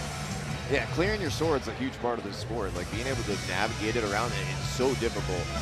Because you want to just go for an easy underhook, but you got the sword, you got everything in the way. Even tabards, man, cause things get tangled up. We might actually have to have people take off sleeves, just because they get in the way. And we can't even see the armor from Vales. But 30 seconds! Dakota's kid was running around backstage all evening before the show. I think about 2 years old, maybe. Yeah. His wife was there as well, so a little extra incentive now for Dakota to maybe try and turn things around in this third and final round. Yeah, again, bob weave left and right?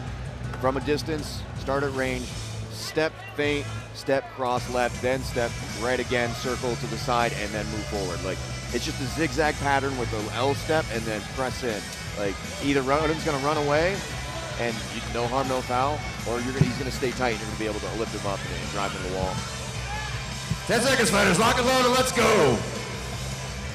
See Ronan being cornered by Mario Aguilar, who picked up a win at the start of the night.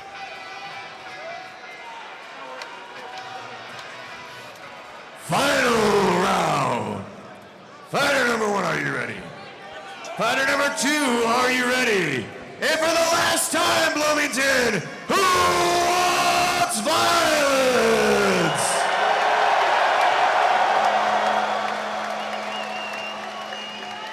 And start fight. Last 2 minutes of the entire evening. Fans in Grossinger Motors Arena chanting, Ronan, Ronan, Ronan.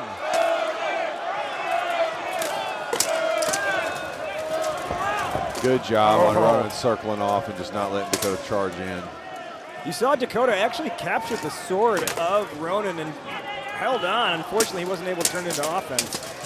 Yeah, he's grabbing the back of the gong and locking it into place, but Ronan's doing a good job just pivoting out, man. Setting up those big shield punches, man. I think since the Terry Jones fight, man, Ronan's just evolved every time. He's gotten better every time I see him. One of those, he's getting way more intelligent. Oh, he got him though. That's what we were looking for. That's the Dakota Miller that we know showing up in this third round. Caught him on that forward pressure. And then driving the knees in with his opponent on the ground. 1 minute. See Ronan trying to stave off additional attacks, but then Dakota switches to the headbutt. That's what we want to see, though. Might be 2 minutes too late, but if Dakota can actually run this up. I think we're even on takedowns, right? I think Ronan only had 1. Yeah, but I mean, I know he has a lot of strikes, but that's a huge gap to fill, though, just on getting 5 points right there. Yeah, I know. So now if he can make up the striking points. Yeah, I think Dakota, though, I could be wrong. He's breathing heavy, and then understandably so. Ooh, big hit to the face, man. Yeah. And you kind of see in the body language, too. 30 seconds! Controlled. Even in his eyes, you can see fatigue setting in. Yeah. Ronan should be pushing, though. He should be making sure this ends now. Fans want to see him box it out again. And he'll drop swords. 12 seconds remaining. To the end of the match. But that's what huge hit by Dakota, man. I'm surprised I didn't flip Ronan. Oh. Throw that over here. Huge shield punch to close it out. There we go. That was awesome. What a way to close out the show. Judges. What a way to close out the show. Awesome. Yeah. That took us straight to the end. As soon as they dropped it, it was literally 15 seconds. I'm like, it's going until the, Yeah, until I see that ref start moving in to stop it. I ain't calling it. So good for them. And yeah, strong finish, both sides. Yeah, great job, man.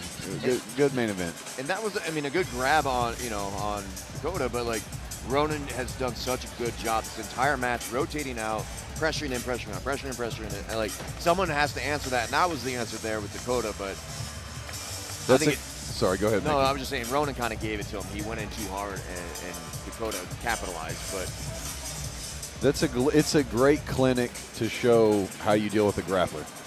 That was a fantastic job from Ronan. Yeah, there he goes. But you can see Dakota, waiting here in the later, and some of those punches were hitting hard, man. Ronan doing cartwheels in the I ring. would laugh if he cartwheeled right into Dakota. Dude. I would die. I would die laughing. Oh, they didn't show the boxing. You guys can watch that on our YouTube if you want to see some more boxing later. We should just do a montage because today there's the most sword dropped I've ever seen. Or like he does the handstand and Dakota comes and just does a roundhouse kick and kicks him over. like Dakota met him with the cartwheel. And hey! Fighters, Not obviously easy you with all can that stand to armor the on. center of the ring.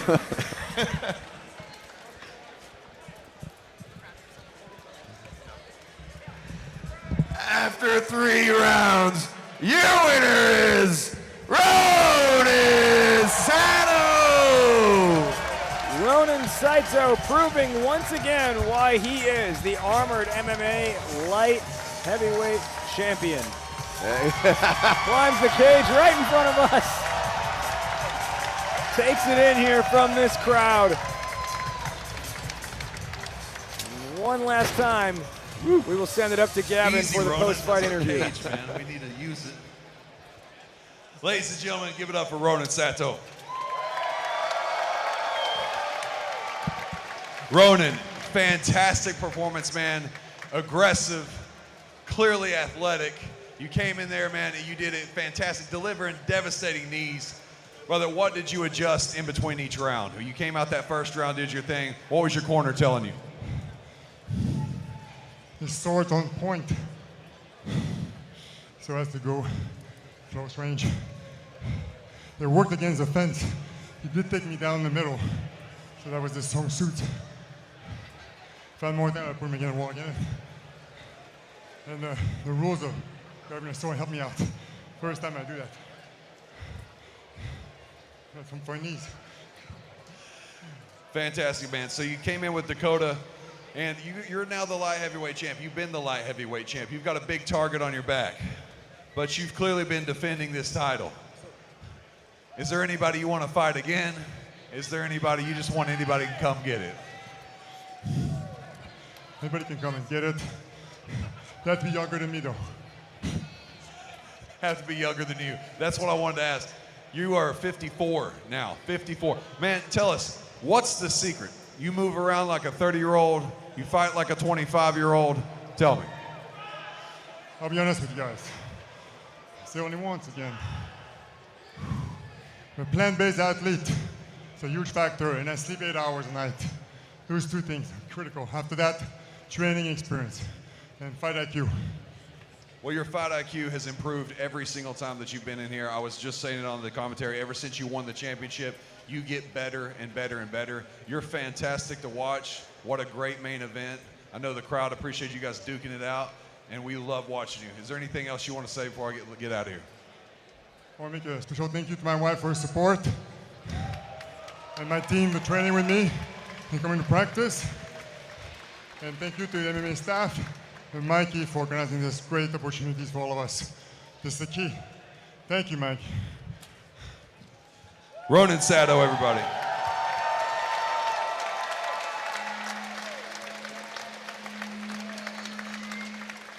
Bloomington, Illinois, I want to take your time and thank you all. Thank you all so much for spending your hard-earned money and coming here and seeing us and enjoying this great sport that is Armored MMA. Thank you to our president, Mickey Gallus and Kelsey Lita, all our counters, staff. Guys, it takes a lot of work to put on a show like this, and we appreciate those of you watching at home. We will see you next time. You all travel safe. All right. So Ronan Saito, the winner in our main event. Let's recap real quick some of the night's action we saw here tonight at Armored MMA in Bloomington, Illinois. Mickey, I want to first come back to the fight we saw between Ray Paez and Chris Molesky. Paez showing us a whole new side of his offense that we haven't seen before out of him. Yeah, he looked comfortable. Like I've seen him out there fighting before, and he's he's tactical. He understands what he's got to do, and he's strong, and he's got the gas tank and everything like that. But this was on a more just a calm. Like he was flowing a lot better, and maybe that gave him the confidence to do what he did. But it was a great new showing for him, and I'd like to see him back in the pro fight rounds when he's ready to go. Hopefully with that nice fluid style of fighting that won the match. Gavin, we saw a really strong showing in the Tyson Rarick-Daniel Eddy match as well. Daniel Eddy continues to impress us, I should say. He does improve us as well. He improves and he impresses us. Yes. Yeah, man. Yeah, Daniel Eddy, every time he comes on, man, he's a good fight. It's always fun to watch, and he's just been very dominant. He's explosive. I want to see him fight. This is me, just being selfish. I want to see him fight Ellis because they both have that similar fight style. There's that explosiveness, and he's very athletic. We can see that he can do the two-hand. He can do the two-handed axe. He can do the duel. Sky's the limit for Daniel Eddy. Seems however he wants to take it. It's up to him. Spencer Waddell came back to Armored MMA. He hasn't been fighting as much this season with all the other obligations and commitments he's got across different leagues, appearances. He does a little bit of acting as well. And it was nice after losing his last fight by an unfortunate TKO where he literally got a cut to the eye that now he was able to score a TKO and win. Yeah, I mean, he went against BJ, who's blowing up on our scene. Like, we're excited. We're having BJ come and fight in San Antonio against Bowmill. Really, wow. Yeah, really rounding out that division. And then to see Spencer come back into the division with so much confidence, like, I've never seen him try to just throw a throw. Like, it's been tactical, little sweeps and stuff like that. I know he was training down in Nashville Armored Combat. I'm not taking any credit to that, but we really prioritized grappling a lot. We were always doing grappling at Nashville Armored Combat, and to see the stuff that we went over, we've worked on stuff he's thrown me with at the gym before, like, awesome. Like, I want to see him be an extremely confident grappler because he's already an amazing duelist. We had a great time here with you all at Armored MMA, Bloomington Normal, Illinois. Our next show, our next stop in the 2026 season is in Omaha, Nebraska, August 29th. Tickets are on sale now. That is the next time we will see you. For Gavin Walker, for our president, Mickey Gallus, I am Raj Nation. We thank you once again for joining us. Any rebroadcast, republication, or retransmission of Armored MMA without the express written consent of Armored MMA is strictly prohibited. Until next time, everybody, thank you and good night from Bloomington Normal.